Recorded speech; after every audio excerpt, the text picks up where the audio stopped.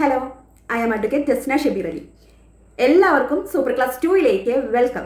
Super class 1 കാണാത്തവർ ആരെങ്കിലും ഉണ്ടെങ്കിൽ പെട്ടെന്ന് അത് പോയി കാണുക, എന്നിട്ട് ഇങ്ങോട്ട് വരിക. കാരണം ഈ സൂപ്പർ ക്ലാസ് 2 മനസ്സിലാവണമെങ്കിൽ സൂപ്പർ ക്ലാസ് 1 നിങ്ങൾ കണ്ടിട്ടുണ്ടാവണം. സൂപ്പർ ക്ലാസ് 1ന്റെ തുടർച്ചയാണ് ഈ സൂപ്പർ ക്ലാസ് 2 എന്ന് പറയുന്നത്.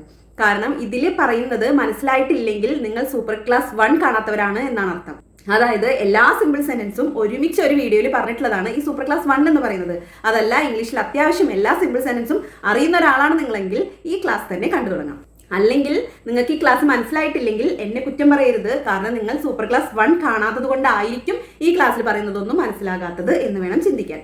ഓക്കെ, സൂപ്പർ ക്ലാസ് 1ലെ എല്ലാ സിമ്പിൾ സെന്റൻസും കൂടി ചേർന്നിട്ടുള്ള ഒരു ക്ലാസ് ആയിരുന്നെങ്കിൽ ഈ സൂപ്പർ ക്ലാസ് 2 എന്ന് പറയുന്നത് എല്ലാ പ്രയോഗങ്ങളും, ഇംഗ്ലീഷിൽ ഉപയോഗിക്കുന്ന എല്ലാ പ്രയോഗങ്ങളും കൂടി ചേർന്ന ഒരു ക്ലാസ് ആണ് ഈ സൂപ്പർ ക്ലാസ് 2 എന്ന് പറയുന്നത്. എന്താണ് ഈ പ്രയോഗങ്ങൾ? അതായത് മലയാളത്തിലും നമ്മൾ ഒരുപാട് പ്രയോഗങ്ങളൊക്കെ ഉപയോഗിച്ചിട്ടാണ് സംസാരിക്കുന്നത്, അല്ലേ? അതായത് നമ്മൾ സിമ്പിൾ സെന്റൻസ് മാത്രമല്ലല്ലോ ഉപയോഗിക്കുന്നത്. ഞാൻ വന്നു, അവൻ എഴുതുകയായിരുന്നു, അല്ലെങ്കിൽ അവൻ എഴുതുകയാണ്, അവൻ എഴുതേണ്ടതുണ്ട്, അത് മാത്രമല്ല സംസാരിക്കുന്നത്, അല്ലേ? ഇപ്പൊ തന്നെ ഞാൻ പറഞ്ഞു, അത് മാത്രമല്ല സംസാരിക്കുന്നത്. അപ്പൊ മാത്രം, അങ്ങനെയുള്ള ചില പ്രയോഗങ്ങൾ. ഞാനും കൂടി പോയി, അപ്പൊ കൂടി, അവനെ പോലെ ചെയ്തു, പോലെ, അങ്ങനെയുള്ള കാര്യങ്ങളൊക്കെ നമ്മൾ മലയാളത്തിൽ പറയുന്നില്ലേ? അതുപോലെ അങ്ങനെയുള്ള പ്രയോഗങ്ങളൊക്കെ ഇംഗ്ലീഷിലും ഉണ്ട്. അത് പഠിച്ചാലാണ് നമുക്ക് ഇംഗ്ലീഷ് വളരെ സ്മൂത്ത് ആയിട്ട് നമുക്ക് പറയാൻ പറ്റുള്ളൂ. അപ്പൊ അതെന്തായാലും എല്ലാം അറിഞ്ഞിരിക്കണം. അപ്പൊ അത്തരത്തിലുള്ള 60 പ്രയോഗങ്ങളാണ് ഇന്ന് ഞാൻ ഈ ഒരു ക്ലാസ്സിൽ പറയാൻ പോകുന്നത്. അപ്പൊ അതും കൂടെ പഠിച്ചു കഴിഞ്ഞാൽ നിങ്ങൾക്ക് വളരെ സ്മൂത്ത് ആയിട്ട് ഇംഗ്ലീഷ് സംസാരിക്കാം. അപ്പോൾ നമുക്ക് തുടങ്ങിയല്ലേ ഗായ്സ് ഇന്നത്തെ ക്ലാസ്? കഴിഞ്ഞ ക്ലാസ്സിൽ ഉണ്ടായിരുന്നത് പോലെ ഈ ഒരു ക്ലാസ്സിൽ നമുക്ക് ബേസിക് ആയിട്ടുള്ള കുറച്ച് കാര്യങ്ങൾ പഠിക്കണം. അപ്പൊ കഴിഞ്ഞ ക്ലാസ്സിൽ പഠിച്ച ബേസിക് ആയിട്ടുള്ള കാര്യങ്ങളിൽ നമ്മൾ വളരെയധികം ശ്രദ്ധയോടെ പഠിച്ചൊരു കാര്യമാണ് I, you, they, we, he, she, it. ഇതിന്റെ അർത്ഥവും നമ്മൾ പഠിച്ചു, അല്ലെ? അപ്പൊ ഇതിനൊപ്പമൊക്കെ ഏതൊക്കെ ഓക്സിലറി വെർബ്സ് ആണ് ഉപയോഗിക്കുന്നത് എന്നും നമ്മൾ പഠിച്ചതാണ്. അപ്പോൾ ഇതിന് ഒരു ഒബ്ജക്റ്റീവ് ഫോം ഉണ്ട്, അതുകൂടെ പഠിക്കണം. അപ്പോൾ ഐ എന്ന് വെച്ച് കഴിഞ്ഞാൽ ഞാൻ എന്നാണ്. എന്റെ എന്ന് പറയാൻ മൈ. ഇനി എന്നെ എന്ന് പറയാൻ മീ. യു എന്ന് വെച്ച് കഴിഞ്ഞാൽ നീ, നിങ്ങളുടെ, യുവർ. ഇനി ഇതിന്റെ ഒബ്ജക്റ്റീവ് ഫോം നിന്നെ എന്ന് പറയാനും യു തന്നെയാണ്. അവർ, ദേ, അവരുടെ, ദയർ, അവരെ, ദം. ഞങ്ങൾ, വി, ഞങ്ങളുടെ, അവർ, ഞങ്ങളെ, അസ്. ഷീ, അവൾ, അവളുടെ, ഹർ. ഇനി അവളെ എന്ന് പറയാനും ഹർ എന്ന് തന്നെയാണ്. ഹി, അവൻ, അവന്റെ എന്ന് പറയാൻ ഹിസ്. അതിന്റെ ഒബ്ജക്റ്റീവ് ഫോം അവനെ, ഹിം. ഇറ്റ് എന്ന് വെച്ച് കഴിഞ്ഞാൽ അത് അല്ലെങ്കിൽ ഇത്. അതിന്റെ അല്ലെങ്കിൽ ഇതിന്റെ എന്ന് പറയാൻ ഇറ്റ്സ്. ഇനി അതിന്റെ ഒബ്ജക്റ്റീവ് ഫോം അതിനെ എന്ന് പറയാനും ഇറ്റ് എന്ന് തന്നെയാണ്. അപ്പോൾ ഇത്രയും കാര്യങ്ങൾ നിങ്ങൾ പഠിച്ചല്ലോ. ഇനി കുറച്ചുകൂടെ സബ്ജക്റ്റ് നമുക്ക് പഠിക്കണം. അതായത് എല്ലാവരും, കുറച്ചു പേർ, അല്ലെങ്കിൽ ഏതെങ്കിലും ആളുകൾ, അങ്ങനെയൊക്കെ പറയില്ലേ? അതിനുള്ളതാണ് നമ്മൾ ഇനി പഠിക്കുന്നത്. എല്ലാവരും എന്നുള്ളതിന് എവ്രി വൺ എന്നാണ് ഉപയോഗിക്കുന്നത്. കുറച്ചു പേർ എന്നുള്ളതിന് സം വൺ, ഏതെങ്കിലും ആളുകൾ എന്നുള്ളതിന് എനി വൺ എന്നാണ് പറയുന്നത്. ഇനി ഇവിടെ തന്നെ എവ്രി വൺ എന്നുള്ളതിന് പകരം നമുക്ക് എവ്രിബഡി ഉപയോഗിക്കാം. എവ്രി വൺ, എവ്രിബഡി ഒരേ സെയിം മീനിങ് തന്നെയാണ്. അതുപോലെ some one, somebody same meaning ആണ്. Any one, anybody same meaning ആണ്. അപ്പൊ ഇതിന്റെയൊക്കെ ഒപ്പം ഏതൊക്കെ ഓക്സിലറി വെർബ്സ് ആണ് ഉപയോഗിക്കുന്നതെന്ന് നിങ്ങൾ അറിയണം. അതായത് ഹി, ഷീ, ഇറ്റ്, ഇതിന്റെയൊക്കെ ഒപ്പം ഏതാണ് ഉപയോഗിച്ചത്? സിംഗുലർ ആയിട്ടാണ് അതിനെ പരിഗണിച്ചത്. അതുകൊണ്ട് തന്നെ ഇവയുടെയൊക്കെ ഒപ്പം ഇസ്, വാസ്, ഹാസ്, ഇതൊക്കെയാണ് ഉപയോഗിച്ചത്. അതുപോലെ തന്നെയാണ് ഇതിനെയും ട്രീറ്റ് ചെയ്യേണ്ടത്. എവ്രി വൺ, അതുപോലെ എനി വൺ, സം വൺ, പിന്നെ നോ വൺ കൂടിയുണ്ട്. നോ വൺ എന്ന് വെച്ച് കഴിഞ്ഞാൽ ആരുമല്ല, ഒന്നുമല്ല, ഒന്നുമില്ല എന്നുള്ള അർത്ഥത്തിലാണ് ഈ നോ വൺ ഉപയോഗിക്കുന്നത്. ഇതെല്ലാം സിംഗുലർ ആയിട്ടാണ് ട്രീറ്റ് ചെയ്യേണ്ടത്. അപ്പോൾ ഇതിനൊക്കെ ഒപ്പം ഇസ്, വാസ്, ഹാസ്, ഇതൊക്കെയാണ് ഉപയോഗിക്കേണ്ടത്. ഇതൊക്കെ പറഞ്ഞാൽ പലർക്കും ഡൗട്ടാണ്, എവ്രി വൺ എന്നുള്ളത് എല്ലാവരും എന്നല്ലേ അർത്ഥം? പിന്നെ എങ്ങനെയാണ് അവിടെ ഇസും വാസ് ഒക്കെ വരിക എന്നുള്ളത്? അത് ഇംഗ്ലീഷിന്റെ ഒരു റൂളാണ്. എവ്രി വൺ എന്നുള്ളതിനൊപ്പം, അതല്ലെങ്കിൽ എവ്രിബഡി എന്നുള്ളതിനൊപ്പം ഒക്കെ ഇസും വാസും ഹാസും ആണ് ഉപയോഗിക്കേണ്ടത്. സിംഗുലർ ആയിട്ടാണ് ഇതിനെയൊക്കെ ട്രീറ്റ് ചെയ്യേണ്ടത്. ഇത്രയേ ഉള്ളൂ ഇന്നത്തെ ക്ലാസ്സിലെ ബേസിക് എന്ന് പറയുന്ന കാര്യങ്ങൾ. ഇത്രയേ ഉള്ളൂ. അപ്പൊ നമുക്ക് ഇനി ഒരുപാട് പ്രിപ്പോസിഷൻസും അങ്ങനെയുള്ള കുറെ കാര്യങ്ങൾ പഠിക്കണം. അപ്പൊ നമുക്ക് ഓരോരോ പ്രയോഗങ്ങളായിട്ട് നമുക്ക് നോക്കാം. അപ്പൊ നമുക്ക് ആദ്യം നോക്കേണ്ടത് ടു. സംസാരിക്കുമ്പോൾ ഏറ്റവും ആവശ്യമുള്ളതാണ് കേട്ടോ ഈ ടു എന്നുള്ളത്. ഈ ടു എന്നുള്ളത് ഒരു പ്രിപ്പോസിഷൻ ആയിട്ട് നമ്മൾ ഉപയോഗിക്കുമ്പോൾ ലേക്ക് എന്നുള്ള ഒരു അർത്ഥത്തിലാണ്. ലേക്ക് എന്ന് വെച്ച് കഴിഞ്ഞാൽ കം ടു ദ പോയിന്റ്, പോയിന്റിലേക്ക് വരും. ഓക്കെ, അങ്ങനെ ആ ലേക്ക് എന്നുള്ളത് അർത്ഥം കിട്ടാനായിട്ട് ഈ ടു എന്നുള്ളത് പ്രിപ്പോസിഷൻ ആയിട്ട് ഉപയോഗിക്കാം. എന്നാൽ ഒരു വേർബിന്റെ കൂടെ അത് ഉപയോഗിക്കുമ്പോൾ ആൻ എന്നുള്ള ഒരു അർത്ഥത്തിലാണ് നമ്മൾ ഉപയോഗിക്കുന്നത്. അതായത് ചെയ്യൂ എന്നുള്ളതിന് നമ്മൾ എങ്ങനെയാ പറയാ? ഡു എന്നാണ് പറയാ, അല്ലെ? പ്ലീസ് ഡു, ദയവ് ചെയ്ത് ചെയ്യൂ എന്ന് പറയും. അപ്പോ നമ്മളത് ചെയ്യാൻ എന്ന് പറയണെങ്കിലോ അവിടെ ടു ഡു, ചെയ്യാൻ. പോകൂ, ഗോ, പോകാൻ, ടു ഗോ. ഓക്കെ, ഒരു വേർബിന് മുന്നിൽ ഒരു ടു വെച്ച് കഴിഞ്ഞാൽ ആ വെർബിനെ ആൻ എന്നാക്കി മാറ്റാം. അതായത് പോകൂ എന്നുള്ളത് പോകാൻ എന്നായി മാറും. ഞാൻ പോകാൻ തീരുമാനിച്ചു. എങ്ങനെ പറയും? ഞാൻ തീരുമാനിച്ചു എന്നുള്ളതിന് എങ്ങനെയാ? അപ്പൊ നമുക്കത് സിമ്പിൾ സെന്റൻസിൽ നമ്മൾ പഠിച്ചതാണ്. ഞാൻ തീരുമാനിച്ചു എന്നുള്ളതിന് ഐ ഡിസൈഡഡ്. പോകാൻ, ടു ഗോ. അത് കഴിഞ്ഞിട്ടാണ് പോകാൻ എന്ന് വെക്കേണ്ടത്. ഇംഗ്ലീഷിൽ അങ്ങനെയാണ്. ഞാൻ തീരുമാനിച്ചു പോകാൻ. ഐ ഡിസൈഡഡ്, ഞാൻ തീരുമാനിച്ചു. പോകാൻ, to go. I decided to go. Submit ചെയ്യാൻ അവൻ നോട്ട്സ് കംപ്ലീറ്റ് ചെയ്യുകയായിരുന്നു. എങ്ങനെ പറയും? അവൻ കംപ്ലീറ്റ് ചെയ്യുകയായിരുന്നു. He was completing. എന്ത്? നോട്ട്സ്. The notes. എന്തിന്? സബ്മിറ്റ് ചെയ്യാൻ. To submit. He was completing the notes to submit. അപ്പൊ ഈ ടു എന്താണെന്ന് നിങ്ങൾക്ക് മനസ്സിലായി. ഈ ടുവിന് എന്നെ ചുറ്റിപ്പറ്റി കുറച്ച് കാര്യങ്ങളുണ്ട്. അതെന്തൊക്കെയാണെന്നാണ് നമുക്ക് നോക്കേണ്ടത്. അതായത് റെഡി ടു എന്താന്ന് പഠിക്കണം. റെഡി ടു എന്ന് വെച്ച് കഴിഞ്ഞാൽ ഒരു കാര്യത്തിന് തയ്യാറാണ് എന്നാണ് അർത്ഥം. ഞാൻ തയ്യാറാണ്. I am ready. ഞാൻ തുടങ്ങാൻ തയ്യാറാണ്. എങ്ങനെ പറയും? I am ready to start. തുടങ്ങാൻ, to start. I am ready to start. ആ കേസ് ഫേസ് ചെയ്യാൻ അവർ തയ്യാറാണ്. എങ്ങനെ പറയും? They are ready to face the case. They are ready. അവർ തയ്യാറാണ് to face the case. Case face ചെയ്യാൻ. അപ്പൊ റെഡി ടു എന്താന്ന് മനസ്സിലായല്ലോ. ഇനി അടുത്തത് അക്കോർഡിംഗ് ടു. അപ്പൊ നമ്മൾ സംസാരിക്കുമ്പോൾ ഒരുപാട് ഉപയോഗിക്കാറുള്ളതാണ് ഈ അക്കോർഡിംഗ് ടു. അപ്പോൾ അക്കോർഡിംഗ് ടു എന്ന് വെച്ചാൽ എന്താ? അക്കോർഡിംഗ് ടു എന്ന് വെച്ച് കഴിഞ്ഞാൽ ഒരാളുടെ അഭിപ്രായത്തിൽ അല്ലെങ്കിൽ ഒരാളെ സംബന്ധിച്ചിടത്തോളം എന്നൊക്കെ പറയാനാണ് അക്കോർഡിംഗ് ടു ഉപയോഗിക്കുന്നത്. പോലീസിനെ സംബന്ധിച്ചിടത്തോളം ആ കേസ് ക്ലോസ് ചെയ്യപ്പെട്ടു. പോലീസിന്റെ അഭിപ്രായത്തിൽ ആ കേസ് ക്ലോസ് ചെയ്യപ്പെട്ടു എന്നെങ്ങനെ പറയും? According to the police the case is closed. According to the police, പോലീസിന്റെ അഭിപ്രായത്തിൽ ആ കേസ് ക്ലോസ് ചെയ്യപ്പെട്ടു. The case is closed. അവനെ സംബന്ധിച്ചിടത്തോളം അവന്റെ അഭിപ്രായത്തിൽ ഇത് ശരിയല്ല എന്നെങ്ങനെ പറയും? According to. അക്കോർഡിംഗ് ടു കഴിഞ്ഞ് കഴിഞ്ഞാൽ ഒരു പ്രോനൗണിന്റെ ഒബ്ജക്റ്റീവ് ഫോമാണ് വെക്കേണ്ടത്. അപ്പൊ ഇവിടെ അവനെ എന്നാണ്. അവനെ സംബന്ധിച്ചിടത്തോളം അവന്റെ അഭിപ്രായത്തിൽ എന്നൊക്കെ പറയുമ്പോൾ ഹിം എന്നാണ് വേണ്ടത്. According to him this is not correct. ഇത് ശരിയല്ല. According to him this is not correct. ഇനി അടുത്തത് ഒരു കാര്യം അറിയാൻ ഇട വന്നു എന്ന് പറയാൻ come to know. Come to know എന്ന് വെച്ച് കഴിഞ്ഞാൽ അറിയാൻ ഇട വന്നു എന്നാണ് അർത്ഥം. അപ്പോൾ എക്സാമ്പിൾസ് പറയാം. ഇന്നലെയാണ് എനിക്ക് ആ സത്യം അറിയാൻ ഇട വന്നത് എന്നെങ്ങനെ പറയും? I came to know. എനിക്ക് അറിയാൻ ഇട വന്നു. എന്ത്? ആ സത്യം, ദ ട്രൂത്ത്. ഇന്നലെ, എസ്റ്റർഡേ. അപ്പോൾ ഈ എസ്റ്റർഡേ പോലുള്ള ഇത്തരത്തിലുള്ള ടൈം ഉണ്ടല്ലോ, ഇങ്ങനെ yesterday, last month, last week, അങ്ങനെയുള്ള ടൈം വെക്കില്ലേ, അതെപ്പോഴും ലാസ്റ്റ് വെക്കാൻ നോക്കാം എപ്പോഴും സംസാരിക്കുമ്പോൾ. അപ്പോൾ I came to know the truth yesterday. ഞാൻ ഇന്നലെയാണ് ആ സത്യം അറിയാൻ ഇട വന്നത്. അവൾ പിന്നീടാണ് ആ സംഭവത്തെ കുറിച്ച് അറിയാൻ ഇട വന്നത്. എങ്ങനെ പറയും? അപ്പൊ അവൾ, ഷീ കെയിം ടു നോ. അവൾ അറിയാൻ ഇട വന്നു. എന്ത്? about the incident. ആ സംഭവത്തെ കുറിച്ച്. പിന്നീട്, later. she came to know about the incident later. she came to know about the incident later. അവൾ പിന്നീടാണ് ആ സംഭവത്തെ കുറിച്ച് അറിയാൻ ഇട വന്നത്. അടുത്തത് managed to. ഈ managed to എന്നുള്ളത് എങ്ങനെ പറയും? ഈ managed to എന്ന് വെച്ച് കഴിഞ്ഞാൽ എന്താ? managed to എന്ന് വെച്ച് കഴിഞ്ഞാൽ ഒരു കാര്യം കഷ്ടപ്പെട്ട് ചെയ്യാം, അതാണ് അതിനർത്ഥം. ഞാൻ സമയത്തിന് ആ വർക്ക് ഫിനിഷ് ചെയ്തു. ആ വർക്ക് ഫിനിഷ് ചെയ്തു എന്നുള്ളത് എങ്ങനെ പറയാം? I finished the work. കൃത്യസമയത്ത്, on time. I finished the work on time. സമയത്തിന് ആ വർക്ക് ഫിനിഷ് ചെയ്തു. ഇനി വളരെ കഷ്ടപ്പെട്ട് എങ്ങനെയൊക്കെയോ ഞാൻ ആ വർക്ക് ഫിനിഷ് ചെയ്തു എന്ന് പറയാനാണ് ഈ മാനേജ് ടു ഉപയോഗിക്കുന്നത്. അപ്പോൾ ഐ മാനേജ് ടു ഫിനിഷ്. ഞാൻ എങ്ങനെയൊക്കെയോ ഫിനിഷ് ചെയ്തു ആ ജോലി, ദ വർക്ക്. കൃത്യസമയത്ത്, on time. I manage to finish the work on time. ഞാൻ എങ്ങനെയൊക്കെയോ സമയത്തിന് ആ വർക്ക് ഫിനിഷ് ചെയ്തു, ആ ജോലി അവസാനിപ്പിച്ചു. ഉച്ചഭക്ഷണത്തിന് മുമ്പ് അവൾ എങ്ങനെയൊക്കെയോ കോടതിയിലെത്തി. എങ്ങനെ പറയും? She managed to reach the court before lunch. She managed to reach the court before lunch. അടുത്തതായിട്ട് നമ്മൾ പഠിക്കുന്നത് പോസിബിൾ ടു അല്ലെങ്കിൽ ഇമ്പോസിബിൾ ടു. ഇതെങ്ങനെ പറയാന്നാണ് നോക്കുന്നത്. അതായത് ഒരു കാര്യം ആവാൻ സാധ്യതയുണ്ട്. അപ്പൊ സാധ്യത എന്നുള്ളതിന് നമ്മൾ സിമ്പിൾ സെൻസിൽ തന്നെ നമ്മൾ പഠിച്ചു. എന്താ പഠിച്ചത്? ഞാൻ ആ പ്രശ്നം പരിഹരിച്ചേക്കാം. ഞാൻ ആ പ്രശ്നം പരിഹരിക്കാൻ സാധ്യതയുണ്ട് എന്നുള്ളതിന് എങ്ങനെ പറയാം? I may solve the problem. ഞാൻ ആ പ്രശ്നം പരിഹരിച്ചേക്കാം. ഞാൻ ആ പ്രശ്നം പരിഹരിക്കാൻ സാധ്യതയുണ്ട്. പക്ഷേ ഇവിടെ ആരാണെന്നൊന്നും പറയുന്നില്ല. ആ പ്രശ്നം പരിഹരിക്കാൻ സാധ്യതയുണ്ട് അല്ലെങ്കിൽ ആ പ്രശ്നം പരിഹരിക്കാൻ വഴിയുണ്ട് എന്നൊക്കെ പറയാനാണ് ഈ പോസിബിലിറ്റി ഉപയോഗിക്കുന്നത്. അപ്പോൾ ഇറ്റ് ഈസ് പോസിബിൾ. ഇവിടെ ഇറ്റ് വെച്ചാണ് നമ്മൾ പറയുന്നത്. It is possible to solve this problem. It is possible to solve this problem. It is possible, അതിന് വഴിയുണ്ട്. ടു സോൾവ് ദിസ് പ്രോബ്ലം, ഈ പ്രോബ്ലം ടു സോൾവ്, പരിഹരിക്കാൻ. It is possible to solve this problem. ആ ദിവസം മറക്കാൻ വഴിയില്ല. എങ്ങനെ പറയും? ഇപ്പൊ വഴിയുണ്ട് എന്നുള്ളതിന് പോസിബിൾ ടു ആണെങ്കിൽ വഴിയില്ല എന്നുള്ളതിന് ഇമ്പോസിബിൾ ടു ആണ്. അപ്പൊ ഇറ്റ് വെച്ച് തന്നെ ഇത് പറയാം. ഇറ്റ് ഈസ് ഇമ്പോസിബിൾ ടു മറക്കാൻ, ടു ഫോർഗെറ്റ്. ആ ദിവസം, that day. It is impossible to forget that day. It is impossible to forget that day. അടുത്തതായിട്ട് നമുക്ക് പഠിക്കാനുള്ളത് ലൈക്ലി ടു.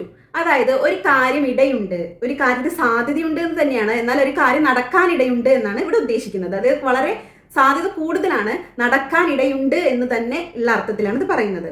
അവൻ ആ കേസ് ജയിക്കാൻ സാധ്യതയുണ്ട്. അപ്പൊ ഇവിടെ സബ്ജക്റ്റോട് കൂടിയിട്ടാണ് ഇത് പറയേണ്ടത്. അപ്പോൾ അവൻ ആ കേസ് ജയിക്കാൻ ഇടയുണ്ട് എന്നുള്ളതിന് എങ്ങനെ പറയും? He is likely to win the case. He is likely, അവൻ ഇടയുണ്ട് എന്തിന്? കേസ് ജയിക്കാൻ. ടു വിൻ, ജയിക്കാൻ. ദ കേസ്, ആ കേസ്. He is likely to win the case. ഇന്ന് മഴ പെയ്യാൻ ഇടയുണ്ട്. എങ്ങനെ പറയും? It is likely to rain today. It is likely to rain today. Rain എന്നുള്ളതല്ല സബ്ജക്റ്റ് ആയിട്ട് അവിടെ വെക്കുന്നത്, ഇറ്റ് തന്നെയാണ്. റെയിനൊപ്പം എപ്പോഴും ഇറ്റ് വെക്കണം. ഇന്ന് മഴ പെയ്തേക്കാം എന്നുള്ളതിന് ഇറ്റ് മേ റെയിൻ ടുഡേ എന്ന് പറയാം. എന്നാൽ ഇന്ന് മഴ പെയ്യാൻ ഇടയുണ്ട് എന്ന് പറയാൻ it is likely to rain today എന്ന് പറയാം. അടുത്തത് ഏബിൾ ടു. ഏബിൾ ടു എന്ന് വെച്ച് കഴിഞ്ഞാൽ ഒരു കാര്യത്തിന് കഴിയും എന്നാണ് അർത്ഥം. അപ്പോൾ നമ്മൾ ഇതിനു മുമ്പ് ക്യാൻ പഠിച്ചു അല്ലേ? എനിക്ക് പാടാൻ കഴിയും, ഐ ക്യാൻ സിങ്. എനിക്ക് ഇന്ന് പാടാൻ കഴിയും എന്ന് പറയാനോ? ഐ ക്യാൻ സിങ് ടുഡേ എന്ന് പറഞ്ഞാൽ അത് ശരിയല്ല. അവിടെ നമ്മൾ പറയേണ്ടത് I am able to sing today. എനിക്ക് ഇന്ന് പാടാൻ കഴിയും. അതായത് ഒരു പ്രത്യേക സമയത്ത്, ഒരു പെർട്ടിക്കുലർ മൊമെന്റിൽ നമുക്ക് കഴിയുന്ന കാര്യങ്ങളാണ് ഏബിൾ ടു വെച്ച് പറയേണ്ടത്. അപ്പോൾ ഐ ക്യാൻ സിങ് അർത്ഥം ഞാൻ പാടാം എന്നാണ്. എനിക്ക് ഇന്ന് പാടാം, അല്ലെങ്കിൽ ഞാൻ ഇന്ന് പാടാം, അല്ലെങ്കിൽ എനിക്ക് ഇന്ന് പാടാൻ കഴിയും എന്ന് പറയാൻ ഏബിൾ ടു തന്നെ വെക്കുക. I am able to sing today. ഈ അവൾക്ക് ഇന്ന് വരാൻ കഴിയും എന്ന് പറയാൻ she is able to come today. അങ്ങനെയാണ് പറയേണ്ടത്. അപ്പോൾ ടൈം വെക്കുമ്പോൾ എപ്പോഴും ഏബിൾ ടു തന്നെ വെക്കുക. അതേപോലെ ഇതിൻ്റെ ഒരു എക്സാമ്പിൾ കൂടി പറഞ്ഞു കഴിഞ്ഞാൽ നിങ്ങൾക്ക് ഏബിൾ ടു ക്യാൻ അതിൻ്റെ ഒരു വ്യത്യാസം നിങ്ങൾക്ക് മനസ്സിലാവും. അതായത് നിങ്ങൾക്ക് നീന്താൻ കഴിയുമോ എന്ന് ചോദിക്കുകയാണ്. അപ്പോൾ നമ്മൾ പറയുകയാണ് ഐ കാൺ സ്വിം, എനിക്ക് നീന്താൻ കഴിയില്ല എന്ന് വെച്ച് കഴിഞ്ഞാൽ എന്നേക്കുമായിട്ട് എനിക്ക് നീന്താൻ കഴിയില്ല, അല്ലെങ്കിൽ നീന്തൽ അറിയാത്ത ഒരാളാണ്, അപ്പോൾ എനിക്ക് നീന്താൻ കഴിയില്ല എന്നാണ് അർത്ഥം. ഇനി നമ്മൾ പറയാണ് I am not able to swim today എന്ന് വെച്ച് കഴിഞ്ഞാൽ ഇന്ന് എനിക്ക് അത്ര വയ്യ, അതുകൊണ്ട് ഇന്ന് എനിക്ക് നീന്താൻ കഴിയില്ല, അതാണ് അതിൻ്റെ അർത്ഥം. അപ്പോൾ I am not able to swim today. Okay, അപ്പോൾ ഏബിൾ ടു എന്താണെന്ന് മനസ്സിലായല്ലോ. I was able to swim yesterday എന്ന് പറഞ്ഞു കഴിഞ്ഞാൽ എന്താ? എനിക്ക് നീന്താൻ കഴിഞ്ഞിരുന്നു, ഇന്നലെ എനിക്ക് നീന്താൻ കഴിഞ്ഞിരുന്നു.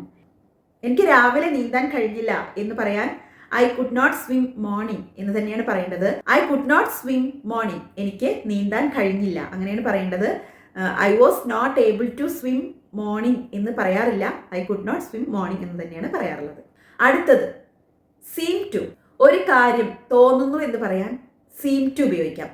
അപ്പോൾ അവൻ ടയേർഡ് ആണെന്ന് തോന്നുന്നു, അവൻ ക്ഷീണിതനാണെന്ന് തോന്നുന്നു എന്ന് പറയാൻ he seems to be tired. He seems to be tired, അവൻ ക്ഷീണിതനാണെന്ന് തോന്നുന്നു. അവൾ ആ വിഷയം മനസ്സിലാക്കുന്നുണ്ടെന്ന് തോന്നുന്നു എന്ന് പറയാൻ she seems to understand the topic. അപ്പോൾ ഇവിടെ അവർ ആ വിഷയം മനസ്സിലാക്കുന്നുണ്ടെന്ന് തോന്നുന്നു എന്ന് പറയാൻ യെസ് ഫോം വേണ്ട, they seem to understand the topic. Okay, അപ്പോൾ സീം ടു എന്ന് പറയുമ്പോൾ ഇവിടെ തോന്നുന്നു എന്നുള്ള അർത്ഥത്തിലാണ്. ഇനി ഇതുപോലെ മനസ്സിലാക്കിയിട്ടുണ്ടെന്ന് തോന്നുന്നു എന്ന് പറയുമ്പോൾ പാസ്റ്റ്. അപ്പോൾ ഈ സീംസ് ടു ഹാവ് എന്നുള്ളത് മറ്റൊരു ക്ലാസ്സിൽ നമുക്ക് നോക്കാം. അതുപോലെ തന്നെ അടുത്തൊരു ടോപ്പിക് സപ്പോസ് ടു ഹാവ് എന്നുള്ളതും അടുത്ത ക്ലാസ്സിൽ നമുക്ക് നോക്കാം. ഇന്ന് സീം ടു സപ്പോസ് ടു ഇത് രണ്ടുമാണ് ഈ ക്ലാസ്സിൽ ഉൾപ്പെടുത്തിയിട്ടുള്ളൂ. അടുത്തത് സപ്പോസ് ടു. സപ്പോസ് ടു എന്ന് വെച്ച് കഴിഞ്ഞാൽ ഒരു കാര്യം വിചാരിക്കുന്നു അല്ലെങ്കിൽ കരുതുന്നു. ഞാൻ അങ്ങനെ കരുതുന്നു. അതായത് നമുക്കൊരു കാര്യം ചെയ്യണം എന്ന് പറയാനാണ് ഈ സപ്പോസ് ടു ഉപയോഗിക്കുന്നത്. ചെയ്യണം എന്ന് പറയാൻ ഒരുപാടുണ്ട് അല്ലേ? നീ ബിൽ പേ ചെയ്യണം എന്നെങ്ങനെ പറയാ? You should pay the bill. അങ്ങനെ പറഞ്ഞു കഴിഞ്ഞാൽ അതൊരു ഓർഡറായി. ഇനി you have to pay the bill, അതായത് നീ ബിൽ പേ ചെയ്യേണ്ടതുണ്ട് എന്ന് പറയുമ്പോഴും വേണ്ടത്രൊരു മര്യാദ കിട്ടില്ല. നമുക്ക് മര്യാദയോടുകൂടി നീ ബില്ല് പേ ചെയ്യുമെന്ന് കരുതുന്നു, നീ ബില്ല് പേ ചെയ്യുമെന്നാണ് ഞാൻ വിചാരിക്കുന്നത് എന്നൊക്കെ പറയില്ലേ? അങ്ങനെ പറയാനാണ് ഈ സപ്പോസ് ടു ഉപയോഗിക്കുന്നത്. നീ ബിൽ പേ ചെയ്യുമെന്ന് കരുതുന്നു, you are suppose to pay the bill. അവൾ ഡിന്നറിന് മുമ്പ് ഹോംവർക്ക് കംപ്ലീറ്റ് ചെയ്യുമെന്ന് വിചാരിക്കുന്നു. She suppose to finish homework before dinner. She suppose to finish homework, അവൾ ഹോംവർക്ക് ഫിനിഷ് ചെയ്യുമെന്ന് കരുതുന്നു ബിഫോർ ഡിന്നർ, ഡിന്നറിന് മുമ്പ്. ഇനി ഇത് പാസ്റ്റിലും പറയാട്ടോ. നീ അങ്ങനെ ചെയ്തു എന്നാ വിചാരിച്ചേ എന്ന് പറയില്ലേ? അതായത് you were suppose to pay the rent, നീ വാടക കൊടുത്തു എന്നാ വിചാരിച്ചേ, അങ്ങനെ പറയില്ലേ? അതായത് നീ കൊടുക്കേണ്ടതായിരുന്നു, നീ ആയിരുന്നു കൊടുക്കേണ്ടത് എന്നൊക്കെ പറയണതിന് പകരം നീ കൊടുത്തു എന്നാ വിചാരിച്ചേ എന്ന് പറയും.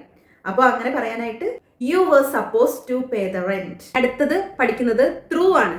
ത്രൂ എന്നുള്ളത് ലൂടെ എന്ന് പറയാനാണ്. അത് പ്രപ്പോസിഷന്റെ അർത്ഥം നമ്മൾ ലൂടെ. ഒരു എക്സാമ്പിൾ നോക്കാം. പൂച്ച ആ ദ്വാരത്തിലൂടെ പോയി. എങ്ങനെ പറയാം? പൂച്ച, ദ കാറ്റ് വെന്റ്. പൂച്ച പോയി. എങ്ങനെ പോയി? ദ്വാരത്തിലൂടെ. അപ്പൊ ദ്വാരം എന്നുള്ളതിന് ഹോൾ എന്നാണ്. ഒരു ദ്വാരത്തിലൂടെ, ഹോൾ. ഇനി the cat went through the hole. ആ ദ്വാരത്തിലൂടെ, ത്രൂ എ ഹോൾ, ഒരു ദ്വാരത്തിലൂടെ പോയി. അപ്പൊ ആ ലൂടെ എന്ന് കിട്ടാനാണ് ത്രൂ ഉപയോഗിക്കുന്നത്. The cat went through A whole. ഇതുപോലെ തന്നെ മറ്റു കാര്യങ്ങളൊക്കെ നമുക്ക് പറയാട്ടോ. അതായത് പ്രാക്ടീസിലൂടെ ഞാൻ ഇംഗ്ലീഷ് പഠിച്ചു. I learned English. ഞാൻ ഇംഗ്ലീഷ് പഠിച്ചു. എങ്ങനെ പഠിച്ചത്? പ്രാക്ടീസിലൂടെ, through practice. I learned English through practice. പ്രാക്ടീസിലൂടെ. അവളിലൂടെ, അവനാ സത്യം അറിയിച്ചു. എങ്ങനെ പറയും? He informed the truth. അവനാ സത്യം അറിയിച്ചു. ആരിലൂടെ? അവളിലൂടെ. Through her. He informed the truth through her. ഇനി അടുത്തത് നമുക്ക് പഠിക്കാം ബൈ. ബൈ എന്നുള്ളത് എപ്പോഴും വാഹനങ്ങൾക്ക് മുന്നിലായിട്ട് നമ്മൾ ബൈ ആണ് വെക്കേണ്ടത്. ഞാൻ ബസ്സിൽ വന്നു എന്നുള്ളതിനെ എങ്ങനെ പറയും? അപ്പോൾ ഐ കെയിം, ഞാൻ വന്നു. ഇനി ബസ്സിൽ എന്നുള്ളതിന് ഇൽ എന്ന് പറയുമ്പോൾ നമ്മൾ എപ്പോഴും ഇന്ന് വെക്കും അല്ലേ? ഇവിടെ അങ്ങനെ പറ്റില്ല. വാഹനങ്ങൾക്ക് മുന്നിൽ എപ്പോഴും ബൈ തന്നെ വെക്കണം. അപ്പൊ ഞാൻ ബസ്സിൽ വന്നു. I came by bus. Okay, I came by bus. ഞാൻ ബസ്സിൽ വന്നു. ഇതേപോലെ തന്നെ നമ്മളൊരു സമയത്തോടെ, ഏതെങ്കിലും ഒരു സമയം അതോടെ എന്ന് പറയാനായിട്ട് നമുക്ക് ഇങ്ങനെ ബൈ വെക്കാം. അതായത് അവൾ ആ ജോലി വൈകുന്നേരത്തോടെ തീർക്കും എന്ന് പറയാൻ എങ്ങനെ പറയും? She will finish the work. അവൾ ആ ജോലി തീർക്കും. എപ്പോ? വൈകുന്നേരത്തോടെ, by evening. She will finish the work by evening. അപ്പൊ അങ്ങനെയും ബൈ വെക്കാം. അടുത്തത് നമുക്ക് പഠിക്കാനുള്ളത് ഓൺ. ഓൺ എന്ന് വെച്ച് കഴിഞ്ഞാൽ എന്താ? മുകളിൽ എന്നാണ് അർത്ഥം. അതായത് ഈ പ്രപ്പോസിഷൻ നമ്മൾ ഉപയോഗിക്കുമ്പോൾ മുകളിൽ എന്നുള്ള അർത്ഥത്തിലാണ് നമ്മൾ ഇത് ഉപയോഗിക്കുന്നത്. ഇപ്പോ മേശയ്ക്ക് മുകളിലാണ് ആ പുസ്തകം എന്നെങ്ങനെ പറയും? The book is. ആ പുസ്തകം എവിടെയാണ്? The book is on the table. ടേബിളിന് മുകളിൽ. The book is on the table. അപ്പൊ മുകളിൽ എന്നുള്ള അർത്ഥത്തിൽ നമ്മൾ ഓൺ ഉപയോഗിക്കും. അത് കൂടാതെ തന്നെ ഷീസ് ഓൺ ദ വേ. അവൾ വരുന്ന വഴിയാണ്, വന്നുകൊണ്ടിരിക്കുകയാണെന്നുള്ളതിന് ഷീസ് ഓൺ ദ വേ എന്ന് പറയും അല്ലെ? ജോലിയിലാണ് എന്നൊക്കെ പറയാനായിട്ട്, അതായത് ഇന്ന് എനിക്ക് ഡ്യൂട്ടി ഉണ്ട് എന്നെങ്ങനെ പറയും? I am on duty today. I am on duty today. അങ്ങനെയൊക്കെ നമ്മൾ ഓൺ ഉപയോഗിക്കാറുണ്ട്. ഇനി ഈ ഓണിനെ ചുറ്റിപ്പറ്റി കുറച്ച് കാര്യങ്ങൾ നമ്മൾ പഠിക്കാനുണ്ട്. അതായത് ഡിപ്പെൻഡ് ഓൺ, ഒരു കാര്യത്തെ ആശ്രയിക്കുക എന്നുള്ള അർത്ഥത്തിൽ ഡിപ്പെൻഡ് ഓൺ ഉപയോഗിക്കാം. ഇത് സാഹചര്യത്തെ ആശ്രയിച്ചിരിക്കുന്നു എന്നെങ്ങനെ പറയും? It depends on the situation. Depends on, it depends on the situation. Situation എന്ന് വെച്ചാൽ സാഹചര്യം. It depends on the situation. സാഹചര്യത്തെ ആശ്രയിച്ചിരിക്കുന്നു. മറ്റുള്ളവരെ ആശ്രയിക്കാൻ ഞാൻ ആഗ്രഹിക്കുന്നില്ല. എങ്ങനെ പറയും?